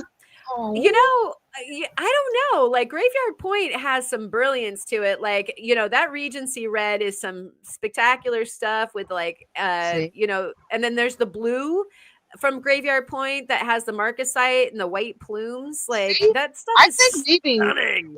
we're all like our rock, whatever that is, and then we're just throughout our lives different grades of that rock. Like you just gotta like. Yeah, you go through your sedimentary times, and then you might, achieve gemstone status at some point. Yeah, I'm so tempted. Yeah. That might actually change. Just subvert, just subjugate me a little bit and melt me, and yeah, let's see what happens. Right? And Betty is arguing none of us are Leverites. I agree with you. Thank you so much for that. And okay, so we covered that there is a jewelry contest, and then we also have a showcase for those of us who are like contest phobic. So why don't you fill us in on that? Who? Ma, go ahead. Oh, Since Theo took the other Hey. wing of this.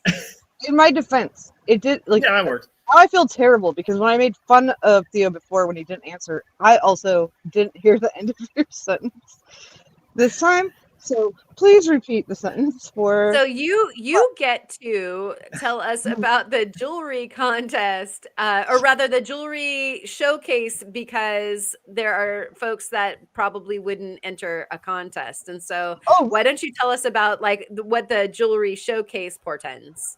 Oh, I would love to. So, and this was Karen's brainchild. Let's do a jewelry showcase, which was brilliant to do.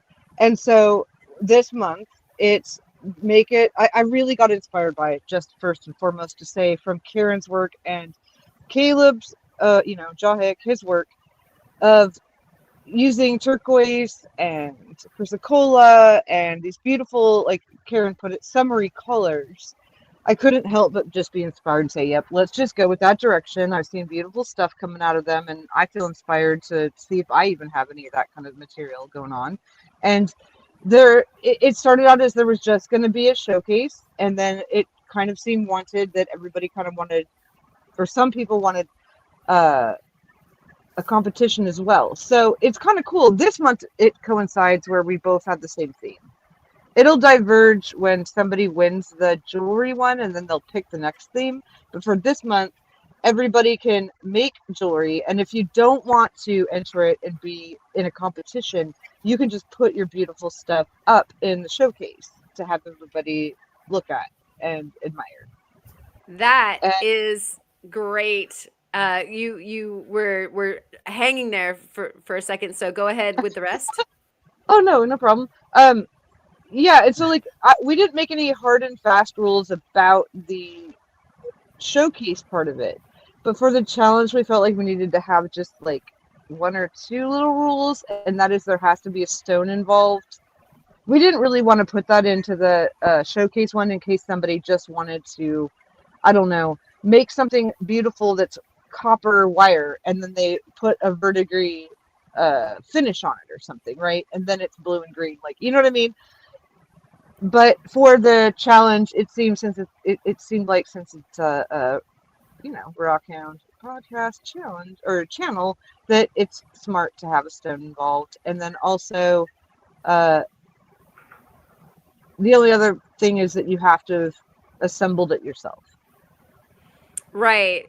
And so the theme was like the same color combination. So like the blues and the greens and the summers. And what I had said to Ma earlier is I was planning my my whole summer collection for jewelry around the chrysocolas and the shadakites and the turquoise and aquamarine and peridot and like all the juicy colors that just exude, the surf that you want to run into and catch a wave in, or the creeks that you're playing in on a hot summer day, like just all of the water and the greenery that kind of profuses around summer. And so that was kind of like when we were popping off with this, because we had been talking about a jewelry challenge for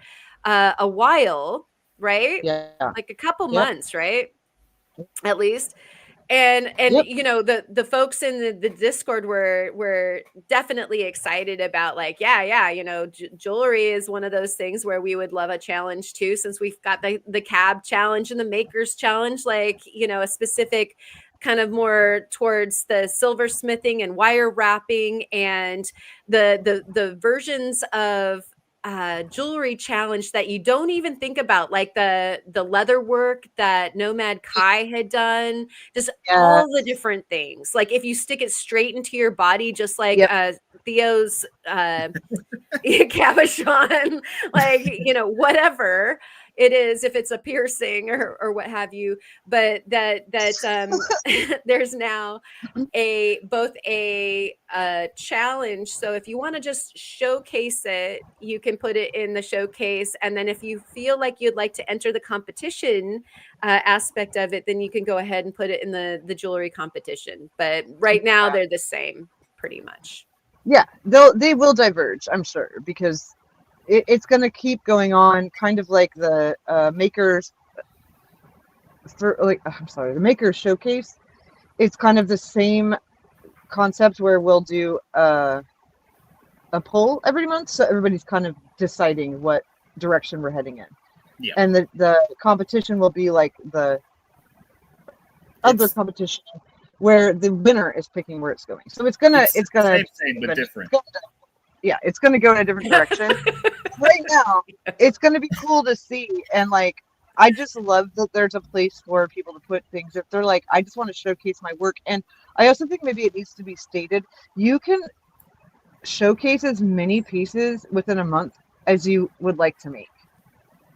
You can't do that with the competition, but you can do that with the showcase. Like, just bring it on. Like, I know with me, I still, every single month, I take the challenge as a cue to go crazy and see what you come up with all month, and it's kind of fun if you're doing that with the showcase thing. Like, even with me, like, I already think I know what I'm submitting to the challenge or to the competition, but I'm not stopping. I'm going to make a bunch more, and I'll pick which one I put in the competition, but I'm going to put the rest of them in the showcase, and that'll be fun. And go for it. What? I'd also add that I hate contests and competitions, generally speaking. I love these ones because the stakes are so very low. This is like a no stakes. There was like an actual that's what I like about it. So don't ever feel intimidated to join the contest because it's such a welcoming place to there's no it doesn't matter what level you're at. There's not some judges sitting there going like, your girdle's not perfect, or like we don't care. Like, you're bad and this is why you're we bad. want to see How dare you talk about my girdle? Your girdle is regular, Carol. Like, no, like that's not what's important in this. It's about like it's conveying an idea. It's getting people involved. It's making Yeah. people excited to maybe work in a way that they wouldn't have in any other time. It's just, and like that's the thing is like I'm not competitive either. Like I think that there's some like weird misconception about me, especially because I won the first two challenges that I was like some uber competitive person. I don't care about winning. What I care about is making cool stuff. And I just want to be like with these kind of challenges, it spurs you on. It makes you think a little harder. It makes you top yourself, if that makes any sense. Like that's what's important to Yeah. me. And like I love it when I look at the entries and I'm like, I have no idea who's gonna win. It's so it could go any direction because they're all I love that. and I don't have like I don't I just wanted to say that like I don't care if I win or not. I want to make something cool and I want you guys to make something cool. And that's what I love about this. And like I'll still say it again. Thank you, Jahik, for coming up with this brilliant idea. Because it's so fun. And it spurred me forward. And I Yeah, know it's everybody thank Jahik for this huge mess. Now that we have, I think, it's all your fault, man. we have a few contests and things going on at the Discord, but I like seriously, I think that the very best part of it, and I reckon back to my days when I was in school at art school, where you could finish a project and show people right away and get Yeah. feedback. And people were on the same page as you and going like, "Oh my gosh, yes," or "Hey, try this," or like I think that just being part of that whirlpool of creativity is what these are hopefully drawing out of folks. Right. Is that yeah, so it's not so much about the competition as it is about if you put your toe in, you might just get swept up and away into the whirlpool in like the very best way. Yeah, Well, right. absolutely. And it's like, I think that being compelled to do something different or a little harder than you normally would have done, like, for example, last month when Theo showed me his design for his freaking Join Starfleet beautiful badge, I looked at it, it was like, you've got to be freaking kidding me. That's almost exactly what my design looked like. And it made me change direction. And I'm not mad about really that. Good thing that we messaged back and forth about that because I think we all- both would have face palmed if we like That would have been somewhere. hilarious. Right. Yeah, Like that would have been so weird. They would have definitely been very different because we have very different styles. But Yeah. it's so funny because he showed me mine and I was like, you've got to be kidding. Like mine was a middle stone and 3 spikes coming off of it. We both had throwing star on the brain. Yeah. Apparently. Well, and like you and I do this all the time where we have like individual thoughts that meet at the same place, like completely separate, and then it happens all the time. And it happens in being a creative person at all. Like you're going to have overlaps, but it was super crazy when he showed me his drawing of that, and I was like, "Come on, get out of my brain!" Yeah. Like, I was like, back to the drawing board. Like, well, but you know what? I would have never made a cab that I could make turn inside another cab if you hadn't done that. It's perfect. It spurred me on to like other greater weirdness, and that's always good, right? It's so true.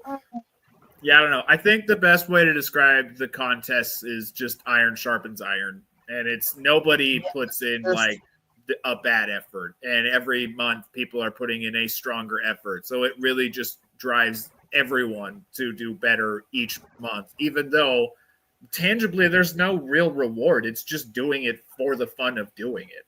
which is Right. exactly why I love doing it so much. Because That's if the there was a beauty. big prize and like official judges, I would have no interest in doing the contest. No, and I'm with you on that because the minute you add like a cash prize or like I mean, there is the prize of like you get to be like, oh yay, I won, which feels good.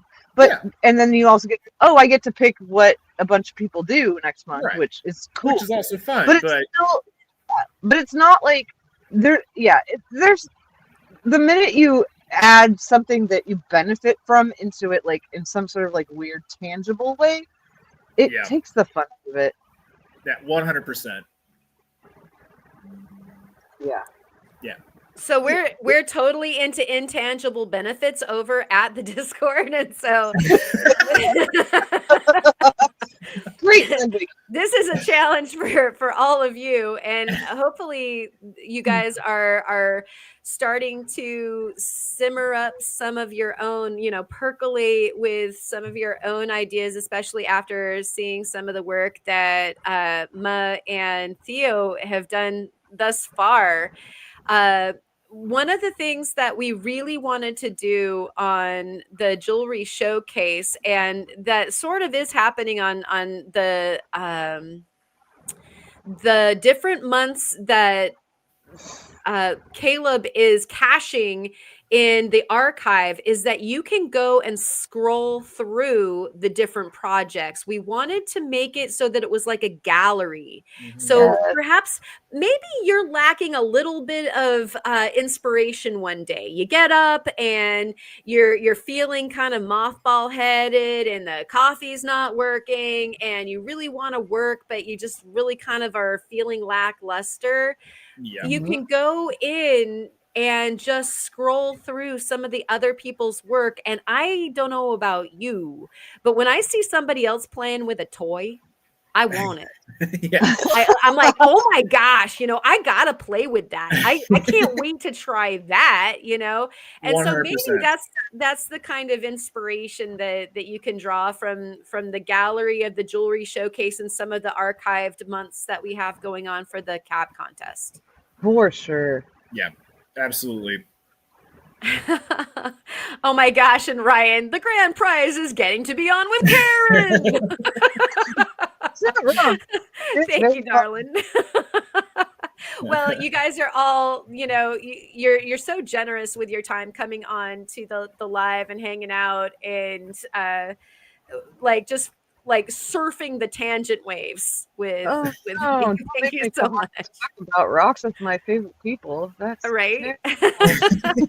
We literally would be doing this anyway, just not on camera or on microphones. Is Yeah. Fair. basically Okay. the bottom line.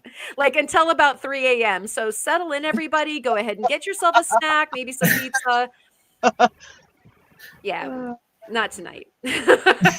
Theo's like, no, I gotta go home. Well, the red light just came on my camera, so I can turn my camera off and be present audibly. Well, Actually, this I is say leave it on until it fails and then be there. just watch you like totally howl 9,000 out. Like that's it, Sneak Dave. away into the darkness. Yeah, right. You'll still be there audibly, right? So hey. Oh yeah, let no, it I'll rock. still. My audio won't go away. It's just the camera. Exactly. That's what I was saying. I could even just run and plug it in really quick. I didn't know how long we were planning on going. Well, we are cusping on 2 hours, and so we probably should like Well, kind of do a one. wrap up. Oh, that's right. Good point, Theo. Be fair. Oh my gosh, Cheryl is hilarious. Wait, Theo's camera is on? Yes. Yeah. He's coin. One pixel at a time. We're doing well.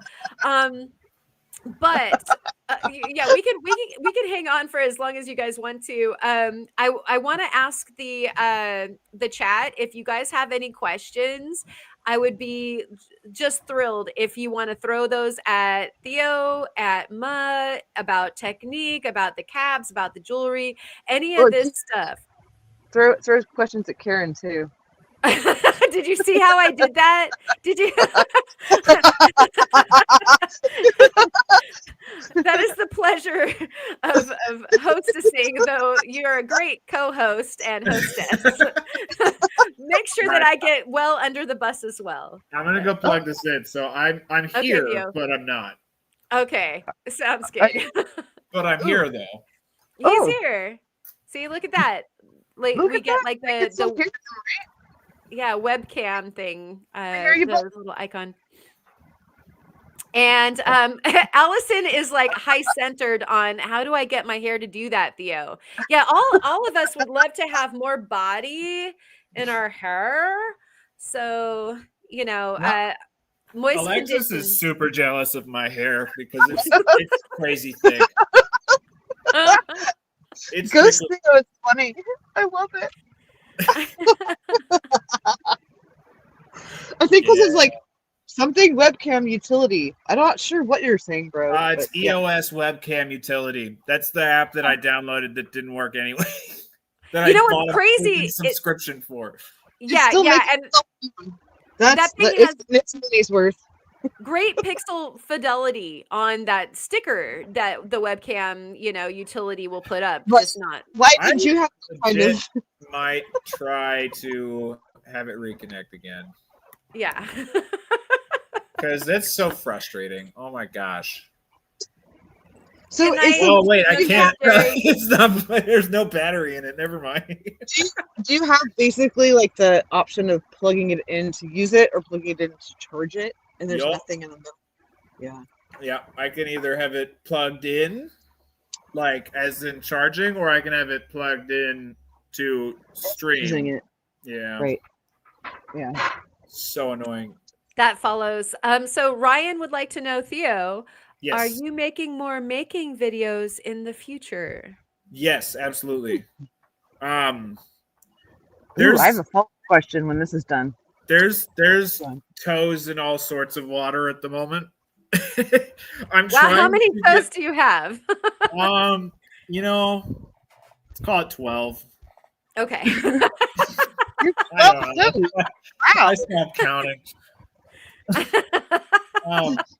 So there's the long-term goal. Long-term goal, which I'm almost on track with, which I got majorly set back because of my computers like falling apart on me. Was to get far ahead enough with videos on the main channel so that I could spend time with the new channel that has not launched yet, get 5 videos done with that because those take so long to edit. And then while we have a big backlog on both channels, start up the second channel again and actually do regular project videos again. Because I have really been missing doing that. Are you talking about Sticks and Stones? Yeah. Yeah, because my goodness, I mean, I love your other stuff, but my goodness, is that right in the heart of like my happy place? It's your Sticks and Stones. I loved doing that channel. I miss doing that channel so much. It's just a massive time sink. So I need to get well enough ahead of everything else so that I can actually give it the time it needs. Because like I think the shortest project I ever did on that channel was still like 30 hours. Yeah, that makes sense. I did get that one a labor of love when you have time for it kind of situation. Yeah, pretty much. And then, it totally got set on the back burner with all the wedding chaos of last year. So, yeah, my goal is to get ahead so that I can put more time and effort on all 3. I will say they're actually the throwing star in my lighthouse. That video is coming out soon. Oh, nice. That's a main channel video. That'll probably be next week. I was going to ask, because that feels like a very main channel-y type of situation, but it would also work so well on the Sticks and Stones one. I guess I can actually just this would be a good time to say, to plug it, I guess. I haven't really told anyone yet, but we are setting up and launching a Patreon very, very, very, very soon. Patreon would be lapidary stuff. Yeah, that's a total cat. It's not here. So here's the thing with YouTube. YouTube absolutely murders any lapidary or smithing video that I post. YouTube does not like it when I post lapidary, like shop stuff. Like I can do some shop stuff, but like I know before I even post it that Intarsia video is not going to do good. And it sucks because I love doing those videos. I love doing faceting videos. They always unanimously perform terribly, which then hurts me for the next 2 weeks because, yeah. So my plan is to have the Patreon for stuff that people want that will do horrible on the main channel. That's fair. And honestly, half of them are going to be public posts, half of them will be paid posts, but most of them will probably be public posts. Like we have an hour-long video interviewing all of the people at Spencer, and I know I cannot post that video onto my main channel because it will just absolutely tank. But that's a great video that I really want to show people. So that will be a public post on the Patreon when I get it up. I mean, I just wonder, like, what are these algorithms based on anything real? Like, I get that, like, within YouTube and any channel, like, there's things that people like, but if you look at what's really actually popular on anything, I don't understand it. I'm like, why do people like the way it works is it's tied directly to basically the box that the algorithm put you in. My box, I'm lucky because I love the box I got put in, but my box is hunting. It is rock hounding and fossil hunting and rock cutting is about the most it will accept. When I get into shop time, I'm stepping outside of my box and YouTube shuts it down real fast. Right, but I do get that, but like I guess what I'm asking is like I feel like your actual viewers would love that stuff, right? Oh, absolutely. So, like, which is why the Patreon is the goal for that. Because what happens is the core audience, core group, the core community, absolutely they want that kind of content. Right. But if it doesn't perform well within 24 hours, it will tank the rest of your foreseeable future, basically. What happens is is that what it is? Like, what happens is if it underperforms in its initial time frame, which is 24 hours, it will not promote it outward to anyone, even if you are subscribed. So subscribers that watch all of your videos can easily miss videos because the algorithm killed it, basically. I hate it. What also happens is because you had one underperforming video, the algorithm puts you off of priority, basically, and then your next upload, regardless of what it is probably also going to underperform. And that can snowball and continue. So you can have one bad performing video that ruins the next month of videos. That's ridiculous.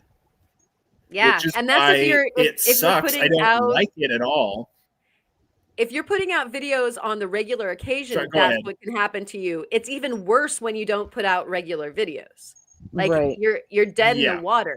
So it's really tough. The algorithm stands in between you and your fans.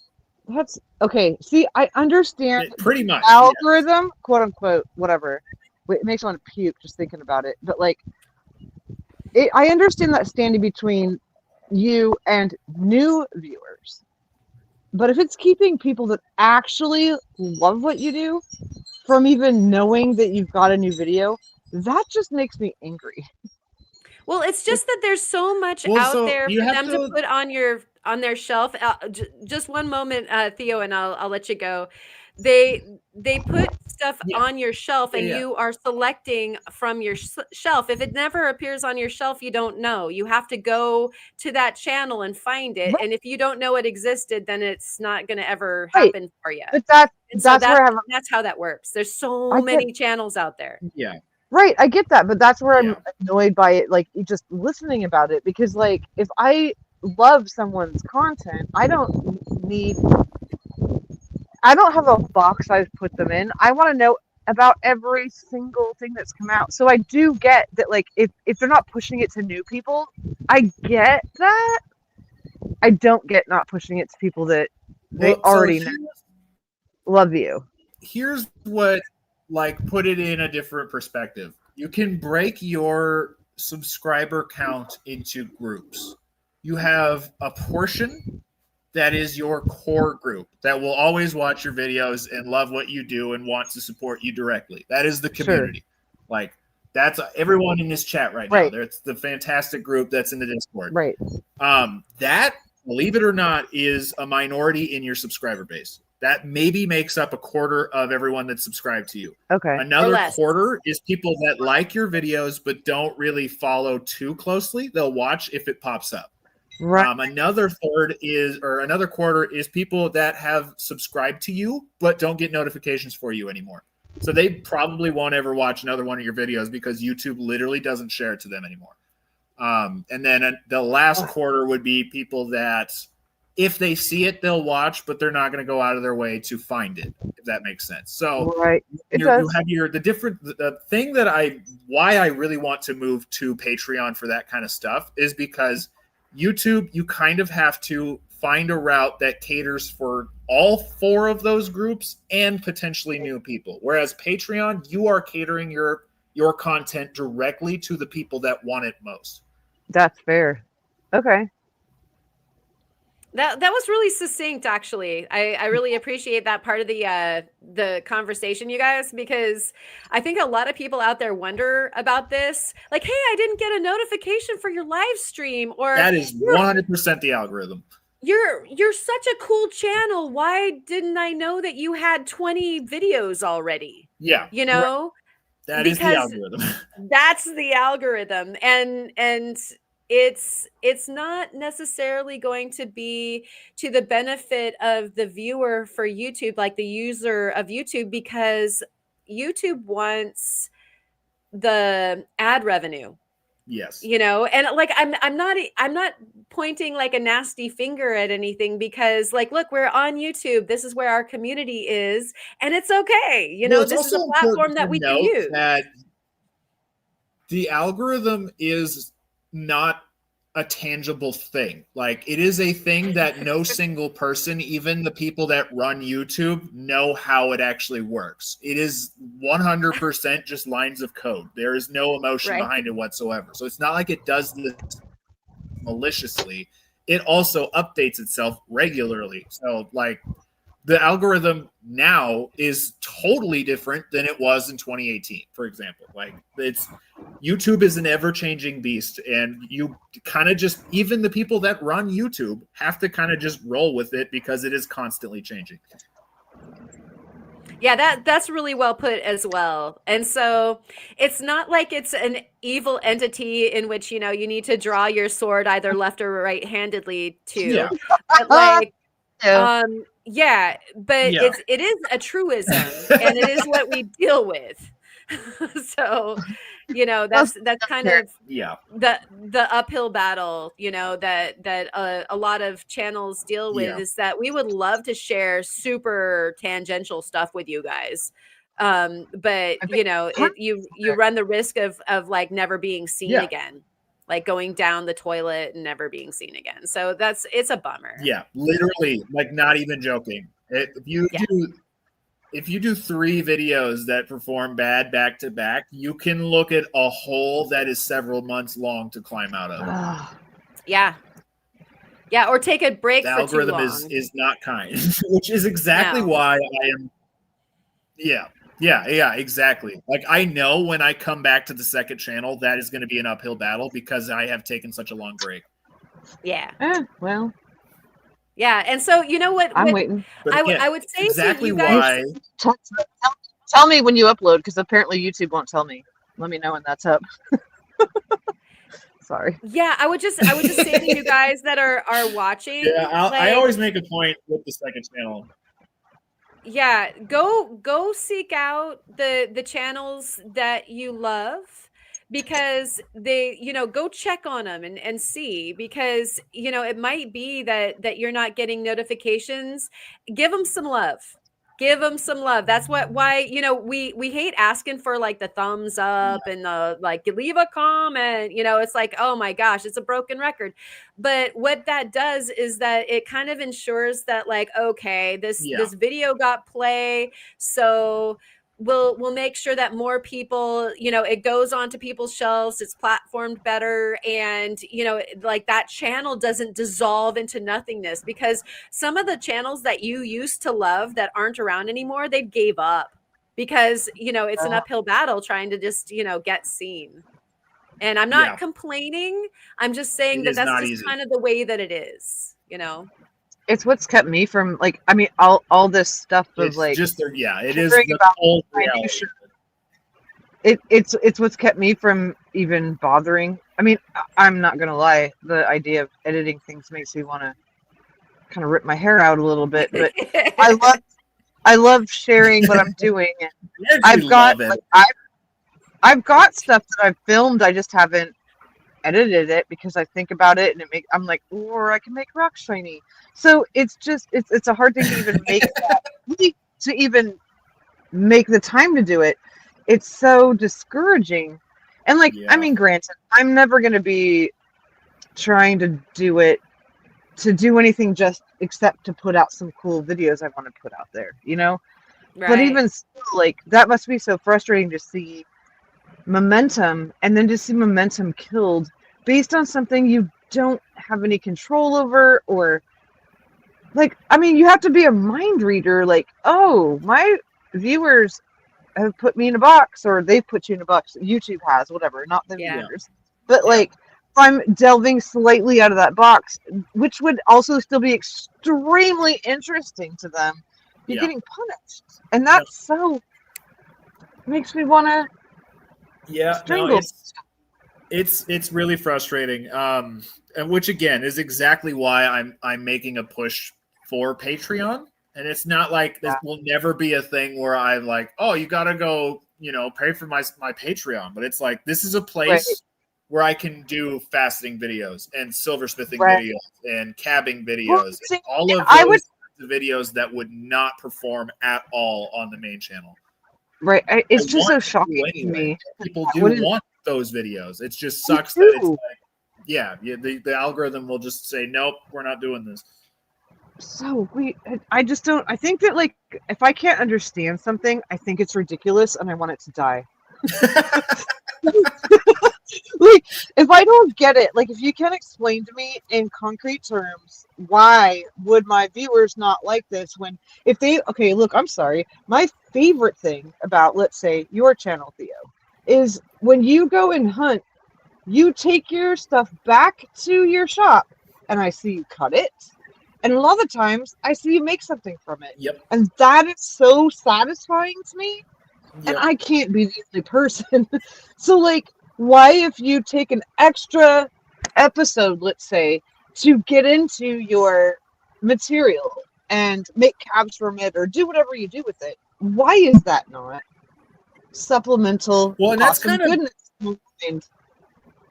I don't get. That's kind of the middle ground. I expect it. I don't understand it. Yeah, no, that's kind of the middle ground that I came to, because I used to do like part 1, part 2, where part 1 is the hunt, part 2 is where we do something with the stuff. And the part 2 always did horrible. So I was like, okay, well, let's just make slightly longer videos and do both in one video.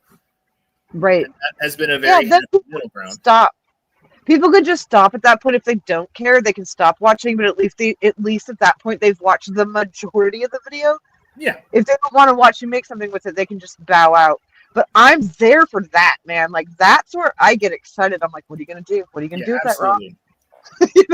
Like, what's inside the rock and what are you going to do with it? Another important thing to note is that regardless of how big your subscriber base is, only a portion is your community.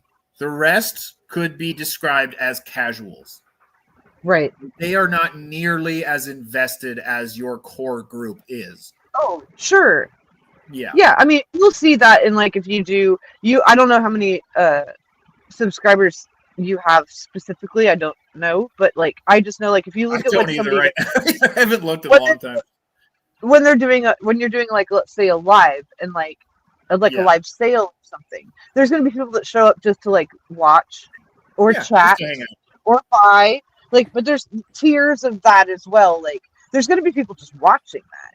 And then there's going to be people there to actually buy or whatever, but it's never going to get anywhere close to your subscriber count. Oh yeah, no. The rule of thumb is if you are getting 5 to 15% of your subscriber base in views after 7 days, you're good. You're right where you should be. Right. Okay. Which it's like a way tiny, because you'll see a specific number and be like, oh man, my videos are doing bad. It's like, no, well, you're actually at 12% of your subscriber base, so you're actually doing good. Right. So that's the thing. Like, so many people, and especially if you take into consideration when COVID happened and everybody was like, "What? I need something to watch and a new hobby to get into," and everybody went bonkers over whatever they went bonkers over. A lot of those people have ditched whatever was going on in those videos. You know what I mean? Like, that is exactly why my channel started growing at the rate that it did, was because Montana was like one of the only places that didn't lock down. So we could still go out and go hunting. Oh, right. So, yeah, during that time, all of the Montana channels started exploding because we're like the only people that can go around. Outside. He's outside. Oh, my God. Yeah, look, it's the outside. There's trees, guys. Well, look. Yeah, no, it's frustrating. I've just, you don't worry too much about it. It's not even like you have to like plan super hard around these rules of the algorithm. Like, it's just kind of muscle memory at a certain point. Like, I don't want to make it sound like, oh, it's just so hard doing this, like it's not. Like, when something goes bad, you take note and you just don't do that again. But there's also just a lot of good that comes from it too. But that's why Patreon is such a good idea going forward, because I can do like shelling videos now. I would never post a shelling video because I know it would do terrible. And you know what they say, you gotta stop not liking shells. Like making things with shells? Just anything. Anything shell related. Anything shell related. Okay. I love shells. I got my abalone. I literally have a video already edited, ready to post to the Patreon of shelling for Paua abalone in New Zealand. Okay, I think maybe launch your Well, yeah, and then we also have like videos ready that are just like hikes, like going hiking, cool nature stuff. Like, it's that kind of stuff that I would never be able to post on the main channel, where my niche is rock hounding. Like, you need rocks, otherwise it's not going to do well. But on Patreon, I can do anything that the people actually want, like the core group wants, and it'll do better, which is so exciting to think about. But yeah, I love it. I love it too. I say go for it. I mean, I know you're already going for it. You don't need my permission. Well, I'm glad I have permission now. Well, you've got my permission, and that's so go forward. Yeah. Go thrive. So. Yeah. I'm excited to see that. Yeah, I'm very, very excited. I'll be like, here's $3 or whatever. No problem. Yeah. Yeah, I literally am setting the cost to the lowest it possibly can be, which I think is $1.99 a month. How's Karen doing over there? She looks like she's maxing and relaxing. He's like, okay, cool. I can take the rest of the night off. Yeah, pretty much. you guys are good. Yeah, you guys just talk. I'm like sitting in the chat.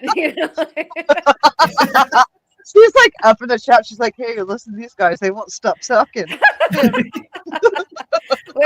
Tangents are a great way to kill time while I wait for my battery to charge. Yeah. No, I'm actually going to have to wrap up, though, you guys. I'm done with her. But nah, I got house guests, so I kind of got to roll.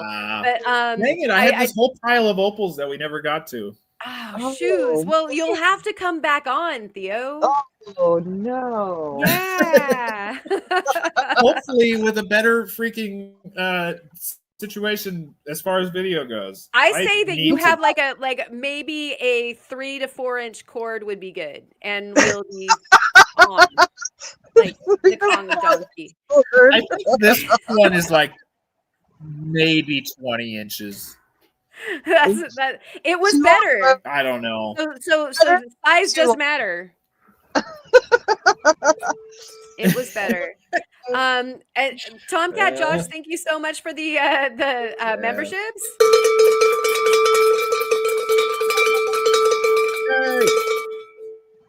appreciate you. And we have somebody here on the screen that is going to be part of your emoji community. It is Serpentinite. Oh And yeah. yeah.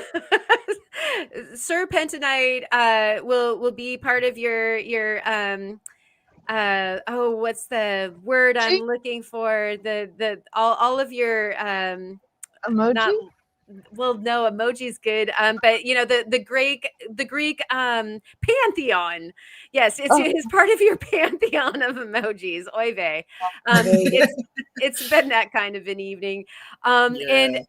yeah, and so we've got that one, and then we also, let me see if I can get the other one up here. So that was Serpentinite. And I'm calling Theo EWU from now on. EWU. Yeah. You? He's like, yeah, it's a utility from now on. Just saying. That totally works because he's always some random thing for his title anyway. Ewu. Oh wait, no, you were supposed to be removed from stage. Stop cheering. You know, another thing about like all of this craziness is that we have all of this technology that keeps on trying to upgrade itself, and you have to relearn it all over again. I don't know if anybody else has this problem. So fun. Yeah. And so yeah. So right now I just want you guys to know that I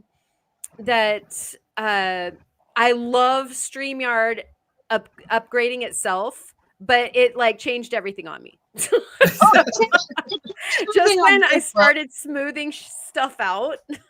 Yeah.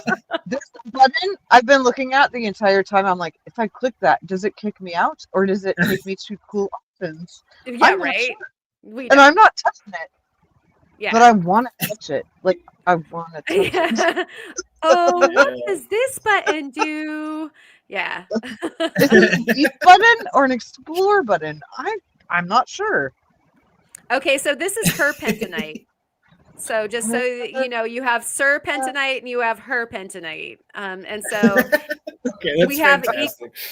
equal opportunity emojis in your pantheon of emoji language or your lexicon. And so that is going to be added for your emojis probably tonight or sometime over the weekend. And who knows, maybe Theo's going to get his technology sorted out and we, have a makers gathering or something like that sometime over the weekend. Hey, what happened to Malachite? What's that? What happened to Malachite? Oh, I didn't download. If I have more, oh, sorry. What, Theo? Oh, I was just gonna say, if I have more than a day or earlier the same day, advance warning, I can bring the laptop and then use my actual camera for a Maker's Live. I can do that. Yeah. I just need a little more advance warning because I don't bring my laptop to work every day.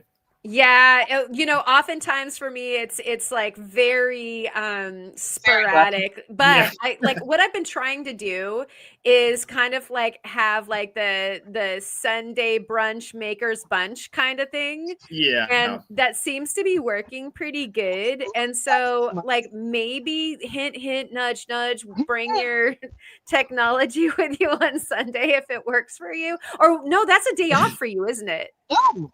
It's his work day. No, right? My days off are Monday, Tuesday. Oh, Monday and Tuesday. Yeah. So maybe if you're down, like you could just share a studio day with us since you're working anyway. If you start early again, I can probably join. Yeah, it would be early because usually for sure. Julie if you start Brian, earlier like you did last Sunday. Yeah. Those guys usually start at 6:00, and so we would be done by then. Great. So there's that. And I'm I was literally I was waiting. always there. So yep, I'll just be there. You just show me, point out where I Okay, need to be at what time, perfect. and I'll be there. 'Cause I'm usually Sweet. leaving around 5. Nice. Well, yeah, and so I think the last time what we got started at like 2:30 or 3 o'clock or something like that. And that It's would too. probably be what we Yeah, do. just keep me posted. I can probably help. I Right changed, on. I changed the time on Theo 3 times, and like I had 4 or 5 other people I was sending. Like, okay, wait, nope, it's a 2. Oh no, wait, it's a 3. Yeah, that was I ideal. was It also was trying to, only I'm also, twice. We I only was sent also you trying to figure twice. out. No, we were trying to like accommodate. Like at a certain point, we figured out Jeff had a thing. We're like, oh crap, we can't go too deep into that. Like it became a whole thing. But at first, it was like, oh, let's do it at 2. Then nope, let's do it at 3. Then nope, 2:30. And like I had told literally everybody I'd asked except for Theo. And then like 10 minutes before 2:30, I was like, so I told you. Oh, okay. He's like, no. So it was Oh like the man. one of the 8 people I'd missed.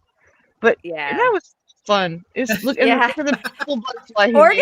Organizing these things takes a Yeah, little something to it, like you think like, oh, we just all just pop up and we do the thing, and like no, yeah, actually, like it does consume some time. So sorry about that. We'll figure it out ahead of time, and It's you my guys fault. can know that in the chat, and those of you that are watching that we've got something a brewing here for you guys to watch in the yeah. studios. Hopefully you'd love that. I was wondering back in the conversation way back about what rock would you be.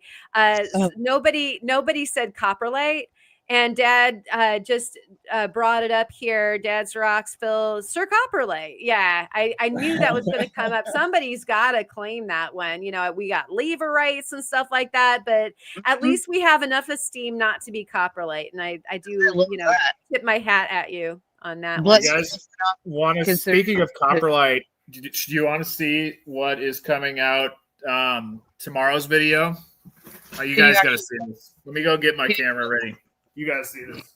Okay, so we're gonna have a camera treat from Theo, and meanwhile, Jeff, no worries. We all kind of we're trying to scramble around and make something happen. I think that it was that Kyle wasn't going Yep. anymore on Sunday. Like he had taken Saturday and Sunday off, and so we thought we'd like fill the blank. And I think we all just great minds thought the same thing. So it was great that you had a premiere also. There's We room enough for everybody. we literally sent everybody like, here's the link. Go to watch Jeff's, and then come Oh back. yeah.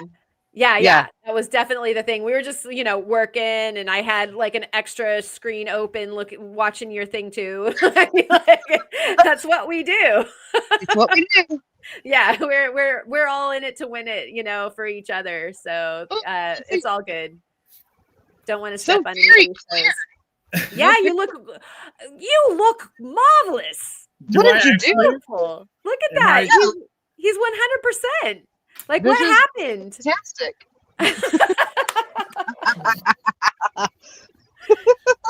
So frustrating. Now that we're about to end it, of course. Now, Right. Well, look, if you're gonna show some stuff, that's perfect. Well, yeah. We can just wrap up with me just like firing off a bunch of show and tells while I am good. Please do. Okay, I mean, so I'll show after. And my video that's coming out tomorrow is a trip from Kemmer that we did last year that I just now, like a week ago, got around to finishing. You see this What's big old the lump? bulge? Yeah, that thing is bulgy. What's happening there, sir? Wow. Ooh, What? yeah. Wait, What? I Is don't a- have glasses on. Help me. It's a gigantic crocodilian copperlight, which they said is like actually crazy rare. They only find a couple every year. Oh, that's It's- so cool. That is like some of the most gorgeous poop I've ever seen. So that's croco poo. Nice prep on the poop also. Thank It's you. croco poo next to some beautiful fishies. Which I had no idea the fish were actually there. I was trying to get closer to the poop, and it just, they kind of just appeared. So tomorrow we have a video. So from did the Cameron. fish. Yeah. Yeah, I was very happy about that. That is so cool. What a treat to be able to see that. Yeah, poop prep. Phil, you didn't know you were seeing that tonight, did you? Did you? You All just right. never know. Yeah. What else have we got? We've got Um, beautiful poop here. I went out Darn today right. and I got something awesome. Oh, ooh, I actually know what this is. I'm excited to see this in a real like video-y life for a second. Well, this was Thing?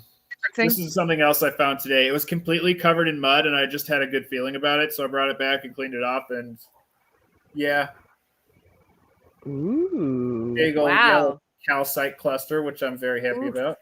Nice. But that's actually not it. So when I was out hunting, the river is finally down low enough to hunt again.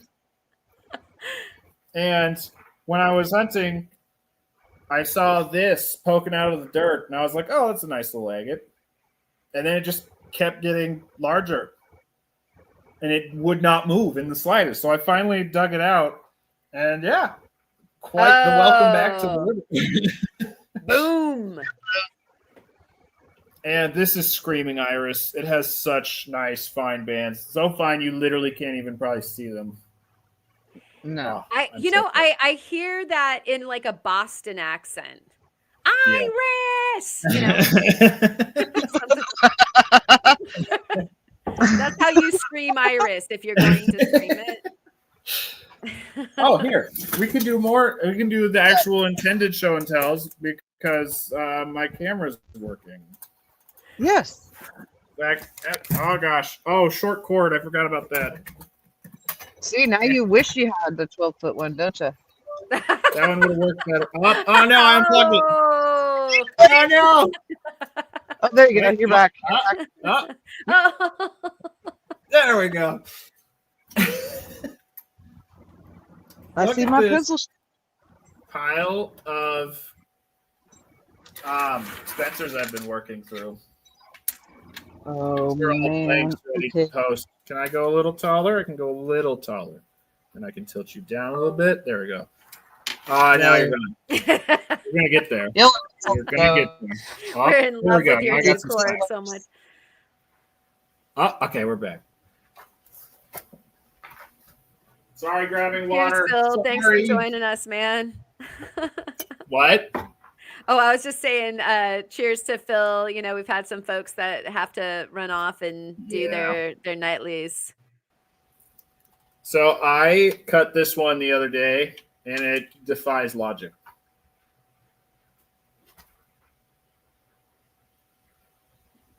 Oh, yep, there it is. Wow, that's nuts. Like- It's like fractally. Like, I don't understand it.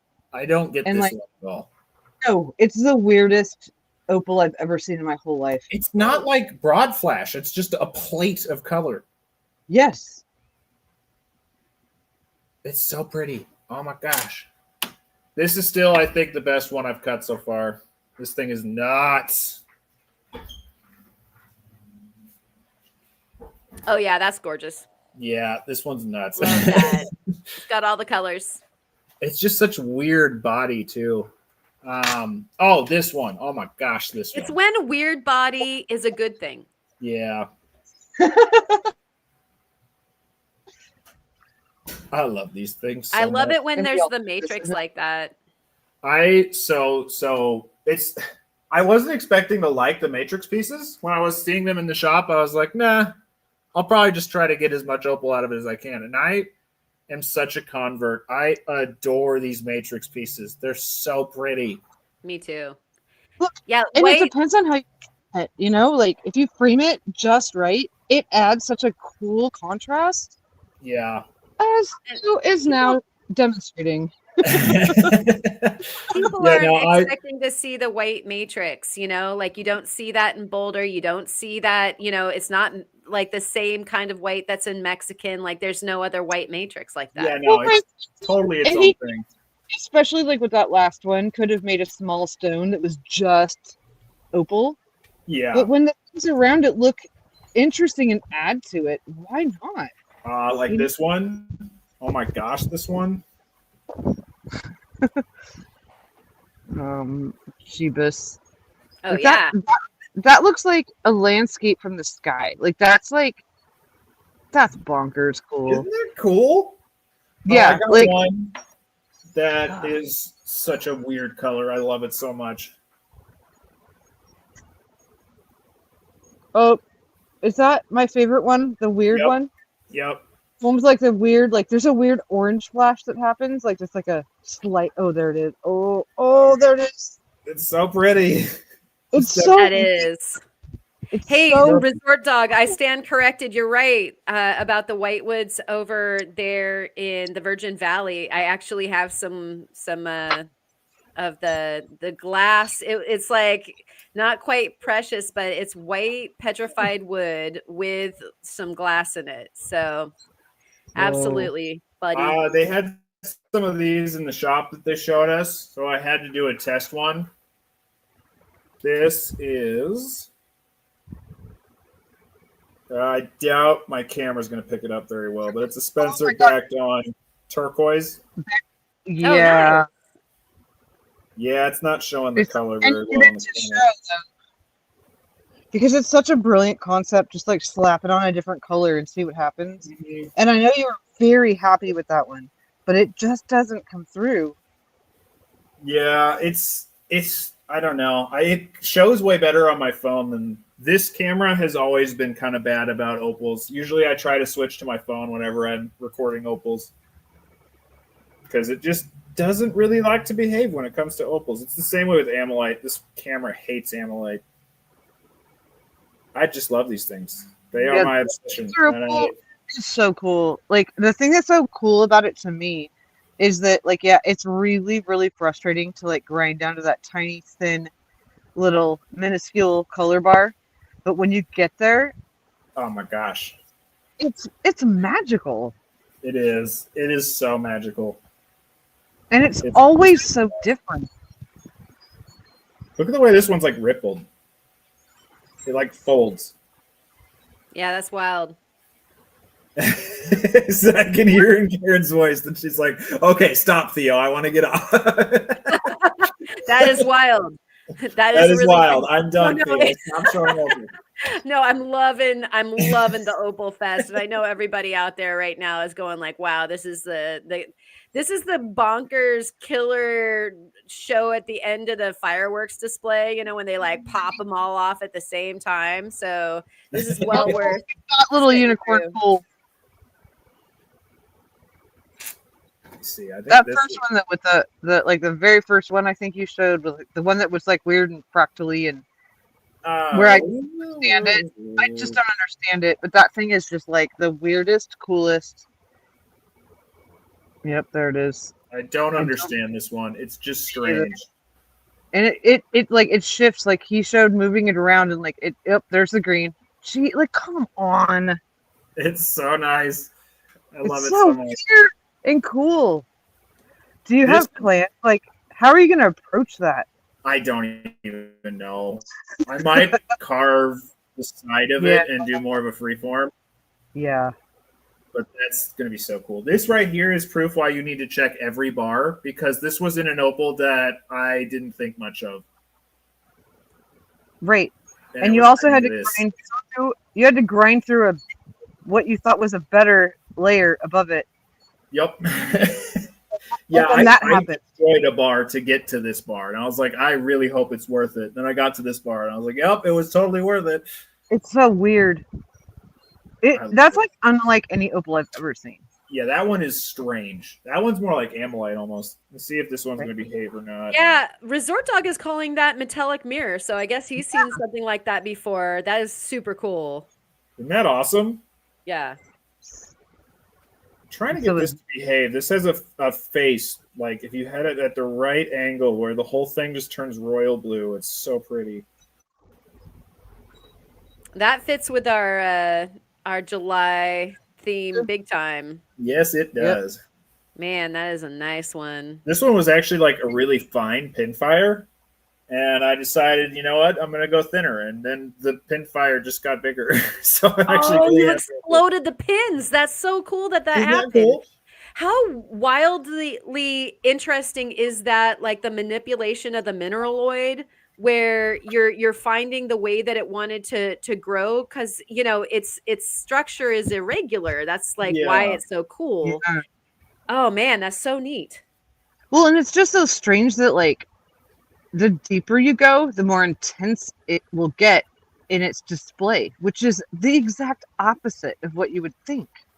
Well, it Right depends on. on which side you're coming from, right? Because, Yeah, like, you know, Yeah. it you might actually have been, does. like, going towards Pin if you had come from the other direction, and therein lies the crazy adventure of even getting into, opal diving, Right. is that when you start, you don't know if you're going in the right direction or if you're gonna grind through the color because it's just, you know, Right. constantly, uh, So like, I don't know if you can, gambling. Yeah, I don't know if you can even absolutely. show how thin these are, but they're bonkers thin. Like, And yeah, yeah, let's look at that. And the whole point kind of is like if you get it as close as you can to thin, thin, thin, thin, thin, thin, thin, it gets brighter and brighter and brighter. It's it. just Yeah. weird. This one I might. Let me see if this one will behave. This one does not like behaving on cameras, but it's so freaking pretty. It's like hot pink, but it just will not behave on cameras. I can see it in little flashes, but it's like, yeah, nah, you're gonna Yeah. have to like slap a big fat quartz on top of that and make it Yeah. reflect Well, it the funny hard. thing is, I actually go way thinner now than I even when I first did that first video. I was going what I thought was thin. I would probably go even thinner than this now. Like these ones are literally paper thin, but like you were saying, Karen, sometimes you literally just can't. Like this one right here, I am afraid to go any deeper because every little hair you go deeper changes the color play, and I like this color play too much to risk losing it. Right. Oh, just This stay, one's actually just stop right there. And look at Jeebus. Look at how thin that is. it's funny Look because at it's crazy thin, but this is actually the thickest in this pile by like quite a bit. it But doesn't I'm look like it's afraid to go thin. too deep with it. I Oh, really that's don't so want to lose colorful. that color No, play. that is, like, straight up unicorn vomit beautiful. Yeah. Exactly. I literally refer to this cab right here as a unicorn tornado. Yeah. I love the unicornado. I think we were talking about this one Yeah, earlier. this is the This is unicorn tornado. great. Yeah. That I one's love this So bonkers. cab. pretty. Yeah, That Romania one's still Rockhound playing thinks my that you favorite. should name your stones. I think you do. I should. I'll go grab one really quick. I do actually have one that Alexis named. It's got to be a good one if Alexis bothered to name it. Right? Um, She named it yeah. Aurora. Oh, Let me see if it'll behave. It's still not backed yet. Trying to. Oh, oh Jeebus. yeah. You're definitely getting the aurora when you throw the light on it like that. Imagine that when he slaps it on a dark stone. I Yeah, hope it's gonna that be nuts. so is there any crazing through that one? Nope. Oh my gosh. Yeah, if Yeah, you this can one. get that landscape without having any issues, that's going to be like an insane stone that you'd That's what, never get what it would be worth for, like just keep it type thing. Yeah, no, this one's not going anywhere. Yeah. Yeah, don't even mess with trying to market that because yeah, somebody would have to be a very motivated seller or rather buyer Yeah, to pretty much. afford it. Seriously. Yeah. Yeah, It's going to this be one insane. I'll take a better video on my phone, but yeah, this one is just crazy. It's just such a uniform pattern too. The broad flash is like it's almost more like agate bands, just with how uniform they are. Yeah, I love that they're laying into place like that. So Kid Curry wants to know who would win, a unicornado or a sharknado? unicorn. I would think the unicorns because they Yeah. wouldn't be slowly dying of Nope. oxygen loss. Oh, I would dang. agree with that too. I would say that it's a unanimous vote for your unicornado, Kid Curry. Thank you for the question. I like it. Oh, I can. Well, it's here is a good one I can show. Just to stress that not all things are good in the land of opals. This has to get tossed into acetone and completely started over on.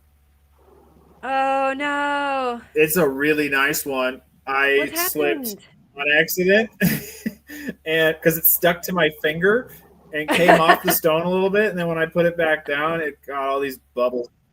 Not only did it Oh not man. lay out the way I wanted it to, it slid way over. So now, like, we're missing part of the opal over here, and we're like just hanging on matrix over here.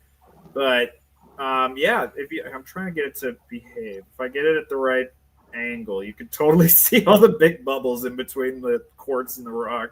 Oh yeah, that's the crappy part that happens when you just don't quite get it set right the first Yeah. time.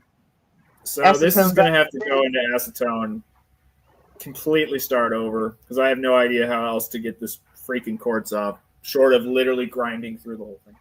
Oh no, you just dissolve that crap and Yeah. start over. I mean, I've had to do it where like I've already done one layer and then I'm like, oh, I can't do it. I can't do a bath because it'll ruin the work I've already done. And then Yeah. you're cutting as close as you can and then like shaving Yeah. down.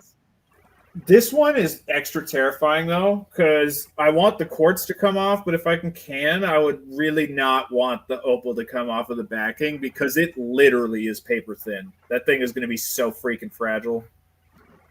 Is there bubbles in that one? This is the one I just showed. Oh, okay. I can't So see the yes. bubbles here. Yeah, no, there is. There actually is terrible bubbles, but they don't show on camera actually, which is No, shocking. just dissolve it. Wait, oh no, wait, because then you've got that little paper thin. Okay, at this point, are the bubbles on the top? Yeah. Ooh. That's what I'm saying. Ooh. These are my thoughts exactly. Send it to me, and I'll put it through my thin slicer. That would And actually then I'll be ideal.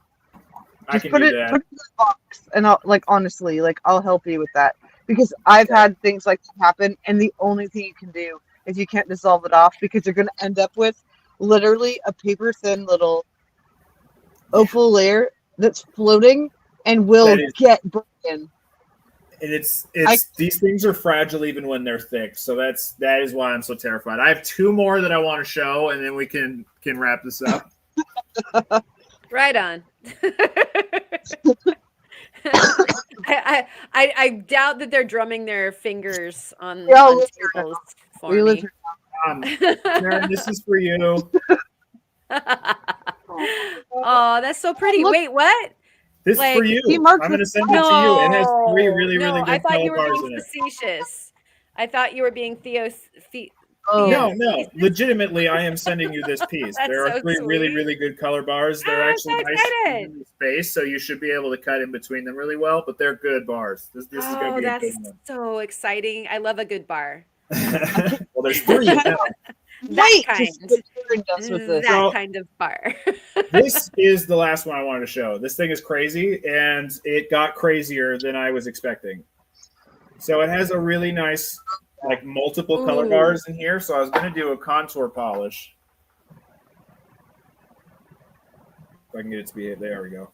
Really nice bar. Oh, that's so I wanted fat. to do a contour polish because the opal layer is actually only that thick. It's super small, so it's not really worth cutting down, especially when it's just such a cool specimen with the cool zeolite stuff. So I thought that would be an awesome specimen. Then I discovered freaking craziness. So yeah, you got the opal bar, main opal pocket, but then on the back side, it's covered in little opal pockets. Oh my gosh, I love that so much. And they said that would happen, right? That they have like cool. those opal infused rhyolites, I think. Yeah, it's like boulder opal or something. It's like it literally is like a Spencer opal, boulder opal. So I'm going to contour polish this, polish the whole bottom, and then leave this intact. And that is one insane freaking mineral specimen. Yes, a keeper. 100%. or it's like, how much for the little girl? You know. I only found one like that, and all the opal I went through. There was one little piece that I had where it went to that, and it was from like I could follow exactly what bar it was from and everything. Yeah. It was just on this one outside surface where it was like I was like, oh, I can't even do anything with it, but it's there, and It's it's so so cool. cool. It's like the entire bottom just has little boulder opally like color pockets. It's just nuts. This That is stuff is fresh. I so discovered this cool. literally like yesterday. So Oh my gosh, that is It's fresh. very, yeah. very recently. Yeah. So I said good. that, and I was like, does that mean you can polish it from the top and there'll be like a ring of opal? I got so excited, like because it's like a crater, and I was like, Yeah. does that mean it's settled around that whole thing? I was like, please polish down and let there be an opal ring. But no, he explained that there's just one pocket on the top and then crazy pockets on the Yeah. bottom. It's unfortunately you can so they always form in like flats on the bottom of the pocket. So its orientation would actually probably be like this. So yeah, this Yeah. bar is that's it only goes to like there. I just got very excited at first that I was like, oh, if it runs the whole way through, and then I rewatched it and I was like, no, it won't. But man, that'd be Yeah. cool. I'm so excited about this one. This is such a cool And little specimen. Brian actually said that he has been he went at some of his rocks from Spencer with a hammer, and he found opal pockets that he had not seen until he cracked open those. Oh heck yeah. So just so everybody knows, you don't necessarily have to find it on the outside. Yeah, How and no. like Julie and Brian said the same thing. Like they cut a big boy open and they found a big fat pocket inside, and I'm like, oh, y'all are giving me hope. I've still got probably 12 pieces I just haven't dealt with yet because I just haven't gotten around to it. But Yeah. like, what is hiding? You know? I am so in Yeah. love with Spencer Opal. It's And it's such a my favorite. finicky. It's a finicky little thing. Like, unfortunately, it's not for everybody's taste. Like, I think a lot of people will get really frustrated with it because it's I think very I thin. was just uniquely made for it because I had already spent so many years working on this. Yep. And that's exactly it. So thin is kind of something I'm already comfortable with, but they are not like other opals at all.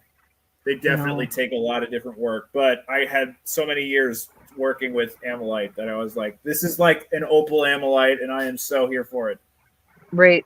It is literally like when you described all of the skills that you've acquired to be able to do what you're doing with them. It's literally like it all roads led here, you know? Yeah, Like like these opals that were discovered in the 40s, they didn't know it, but they were made for me specifically. yeah. They all have little tags that say Theo. Yeah. Send it Theo. And like that's the thing is like he even said to me, he's like with the triplets and stuff you're doing, like you're like made for this too. And I've had success with them. Like I didn't have big pieces, but like I've found some really cool, lovely little things that I was able to Yeah. make accent stones with or whatever. But like I feel the same way about it. Like it's so fun. Like the hunt is fun. I just And love it. yeah, I mean I'm with you. Like they're not easy, but they're so rewarding. And like I don't even know what they'd be worth. I have no freaking idea.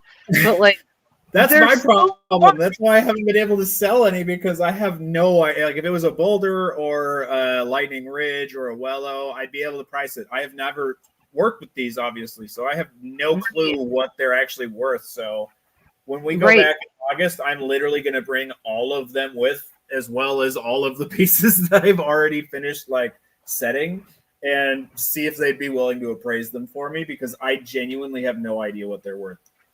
Me neither.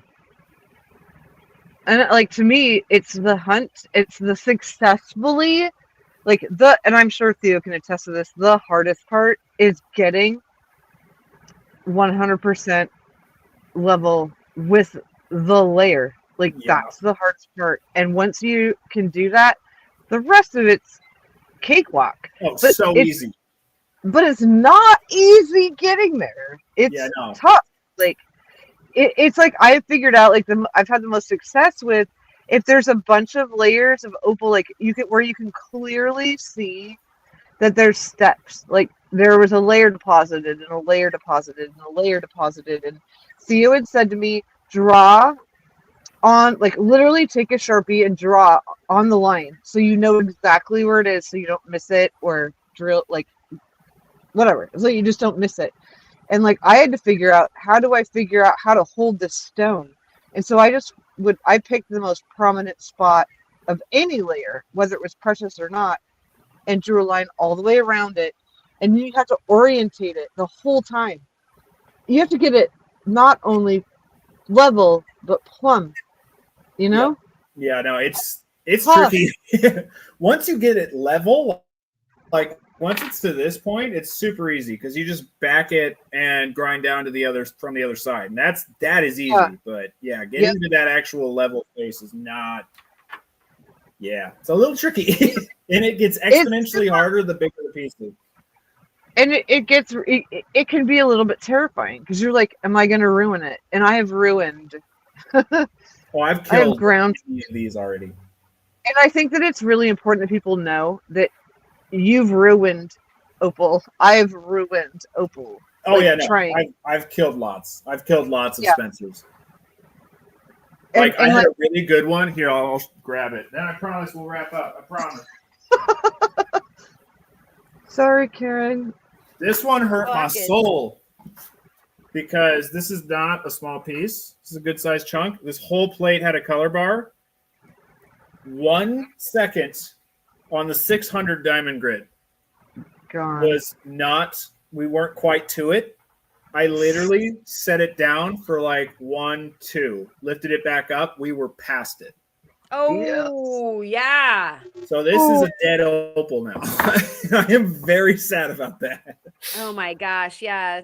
That is real, and I don't care what kind of opal you're working with, be it Boulder, be it Lightning Ridge, Minitobi, any of them. Yeah. It's so much of just a heartbeat away from failure that like you definitely have, your nerves are like in your throat like the whole time, but the pleasure of expressing these beautiful gems into fruition is well worth the stress. It is and so worth it. It's so gorgeous what you've shared with us. I just love that you went through the stress and I didn't. Yeah. Well, you will soon with this one. I will soon. Woo! Because I love opal stress. It's my favorite. I actually picked this one for you specifically because the color bars are a bit thicker. They are definitely more forgiving on this one. You can't see them. He drew over them with the Sharpie, but they're there. You just gotta trust me. So what I do is I mark them, and then when I get to about here, just above it, I'll come in with acetone and then remove the color line. Yeah, the Sharpie line. But that I'll be messaging you at about 2:45 a.m. like, hey, I'm digging into my opals. Where do I go now? Like, that's the job of the shoulder devil. Yeah. It's so much fun. Just saying. Yeah, that's going to be a really good one. Actually, this rock broke. This rock broke. There was another piece that was out to here, and I know the reason I picked this rock specifically, I can 100% confirm that it's good because this came from the same rock. Oh, wow. Oh, yeah. So this is what you're getting some of. That sounds awesome. Yeah. I'll try to do it justice, sir. Yes. Try. Yes. You're gonna kill it. Well, I would rather not kill it, but I will like in a good way. You're gonna do it. You will also be uniquely prepared for them because they are a lot like Boulder. You just don't have to chase the bar. You know it will always be flat. Right. And Karen is so meticulous. She's gonna be great at this. Yeah, no, I have full confidence that you're gonna kill it in a good way, not the negative way. That was awesome. Thank you Yes. guys. I really love you for that. That's the vote of confidence I'm going to need at 2:45 in the morning. Kid Curry is saying the new color for 2026 is opal stress. I love that so much. Yes. Pantone, are you listening? Speaking of opals and stress, one last thing I promise. Oh, promise. Alexis finally finished filming her video, so the very my first God! Alexis only video is going to be coming out in the next week or two. Yay! I That have means you can no Let's hand just in go it with that. except for editing. I'm going to edit it for her, but it is start to finish, nothing but Alexis, and I am so excited about it. Is this okay? Quick question: are any of the opals you've shown us this evening from her bucket that you've now stolen from her because she's done filming? That is the best part. I have not touched a single opal from her bucket yet. Really? Yeah. I would have immediately pillaged her bucket. No, You've done- okay, this one actually was. The this- weird shimmery one was from her bucket. The plate. See, I knew it. The weirdo, the Yeah. coolest weird one. Well, she got the best opal all day, like by far. At least, at the very least, between me and her, she got the best one, and I cannot wait to cut that thing. But yeah, I'm so excited to see her video. I haven't even looked at the footage yet, but I am ready to start editing for her. That's So awesome. the very first Alexis video is coming out in the next week or two. Yeah, Go. watch the channel on account that like the algorithm might not send you a notification. Just so you know. Little They'll be like, "Wait, call back there. Hold on. Don't push it. It's not Theo. No, it's a hunt. It should do good. Yeah, It doesn't that'll know be that awesome. it's not me. Karen, And please tell Jim I see his message and aw and thank you. There you go. I don't need to. You just did. Okay. Oh yeah, there's that. Oh yeah. And Ryan is asking, will that show up on the main channel, Theo? Yes, it will be. Yeah, that one's going to be on the main channel. And that is her perspective of Spencer. So we got a whole video of me hunting Spencer and a whole video of her hunting Spencer. So there's a whole lot more raw opals to come very, very soon. Oh, that's going to be so cool. I can't wait to feast on that. There's no limit to dining on opal. Yeah, pretty much. Yeah. That's a good thing for For- eyes, mouth, heart, soul, all of it. Yeah, pretty much. All right. I might be Yeah, able bring to out show the What's that? kiss the ring, kiss the ring. And bring me a cappuccino. It's so aggressively green and blue. I just couldn't think of a better stone. Yeah, that is gorgeous. Well, this one you actually ended up taking out in the sunlight and it had a rainbow in it, right? It does. During certain light, it gets that rainbow to Oh, show up. I see it. It's only very specific lights, though. It's Like if bonkers. it's overcast, the green goes away and it turns rainbow. But for literally any other light, it's just bright green and blue. It's a mood ring. It's a unicorn is. mood ring. It is what it is. I love it so much. No I fighting knew I that. wanted one for myself, and I couldn't decide which one. And then I saw the theme of green and blue, and I'm like, "Yep, time has come. This is my Spencer now." Well played, sir. I also don't think Alright. I've ever mentioned this in a video before, and I'm sure people have seen it. Me and Alexis have matching on our ring fingers because both. I of our don't think you dogs have, don't but I really- noticed that. Yeah, in your last live, I saw that. Yeah. Yeah, we each have one because neither of our jobs are safe to wear wedding rings. So we just got this so that we don't feel guilty about not wearing a wedding ring. Finger tattoos fade from what I've. Oh, yeah, this is faded like crazy. You have to get it done like 3 times before it actually sticks. Like, Cool, it's so though. funny. 'Cause I have on one finger, I have a dot that happened from when I accidentally stabbed myself with a pen. It's 18 years later, and I still have the most prominent dot you've ever seen. Hey, Ma, do you see Oh, that look, dot? we've got matching tattoos. I did that in 3rd grade. Oh, wow. Well, okay, Yeah. you win. For longest. I'm not trying to win. I'm just saying Oh, that but you did. we have one brain. That's all. I That's all. think I think it would last longer if you did it like the tribal way with the needle and the hammer. But Oh, yeah, I don't yeah. know why the finger tattoos. Yeah, They fade if you really hammer fast. it Yeah, that's in, what I'm saying. probably. I think if you go deeper, it will last longer. But I think that your finger, your hand skin is so refreshed so often Yeah, that it's a hard thing to like keep a permanent skin art situation in. yeah, no. And she even told us while she was doing the She's like, tattoo. She's like, see, you will 30 have to months. probably get this done 3 or 4 times before it actually sticks like bold. Right. Right. That's cool though. Allison has a white tattoo that is fading to white.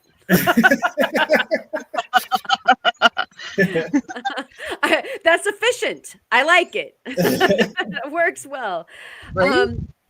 Okay, you guys, we gotta wrap this thing up. I I wish know, we could 'cause stay here all I night. haven't even eaten dinner yet tonight. I know, right? I think everybody's on It's ether. 10, 11 here, and I have to drive home.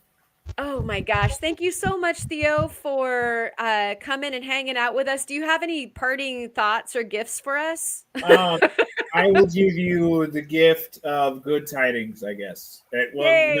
No, not good tidings, because I don't actually have anything to give. So I'll give the gift of good intentions. There you Oh, go. intentional tidings are great. Yes. We love that. Now, my wisdoms would be fail forward. Nothing should be scary. If anything that's scary is worth doing. And if it sounds like it's hard on paper, it's probably worth doing. So give it a shot. The worst thing that can happen is you'll mess something up and learn what not to do next time. Exactly. Perfect. Thank you, Theo. And Ma, what are your parting gifts and sentiments and whatnot? My parting gifts and sentiments are: be pleased, if you have an idea, try it. Please try it. Don't be afraid. Try it with something that's not precious the first time, if that's a concern. Yeah. I just want people to just look what Theo did with junk rock, and literal junk rock. I'm sorry, but it's literal junk rock, and it literally is, yeah. And look, the sky's the limit. Don't limit yourself to just what other people have done. Don't limit yourself to what is acceptable by quote unquote anything. Just if you have a good idea, or even an idea that's sort of weird, just try it. What are you out if it doesn't work? Time. Yep. Time. Pretty much. And then you've learned. There's not been a single thing I've tried to do where I didn't learn what to not do again, what to do again. Every single time I do something, I'm like, oh, I think of an improvement. That isn't an excuse to not do it the first time. Nope, you know? Absolutely. Hallelujah to that. I agree 100%. Okay, so you guys out there in the chat, and all of y'all that are watching this sometime in the future, if you were a rock, which one would you be? And I'm coming to you to ask you. You can leave it in the comments. You can leave it in the chat if you're here, or maybe we'll get a chance to talk about that on a future live stream with you. So, Yay. Thank you, everybody, for hanging out. Meg Mac and Allison is here, and the other Allison with the 2 L's is also here. And we have Kid Curry. Thank you so much. I hope that you're sailing your boat safely. And Eric the cat, came back in the hat. And all y'all, Ryan, thank you so much for being here. Scott Argyle, all you guys. Hi, Mom. Thank you for being here too. We love you. We appreciate you. I'm going to send you guys out with the credits, and we would all love for you to rock on. So cheers to you. Thanks, Karen. Thank you, guys. Bye. Thank you, Ma. Thank you, Theo. Bye. Cheers. Cheers and bye-bye. Bye. Bye-bye. And let's get this bad boy up. Everybody. We are alive. Good night.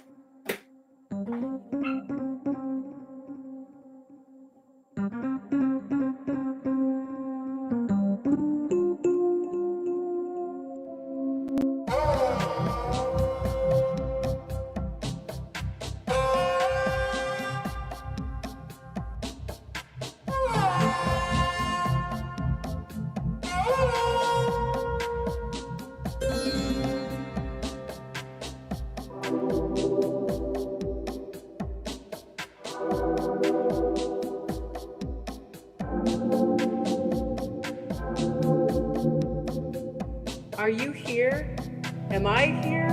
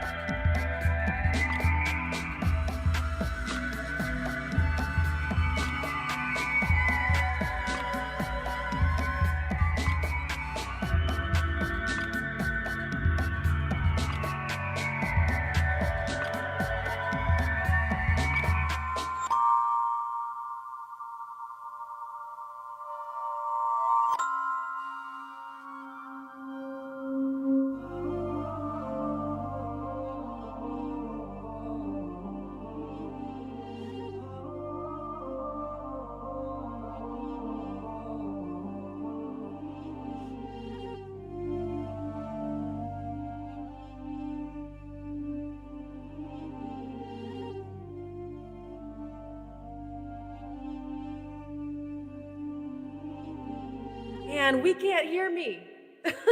Let's start over again.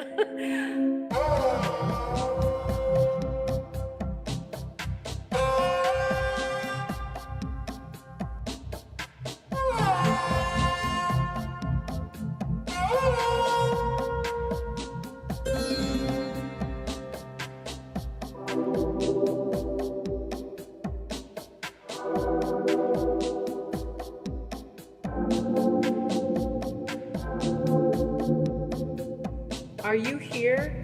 Am I here?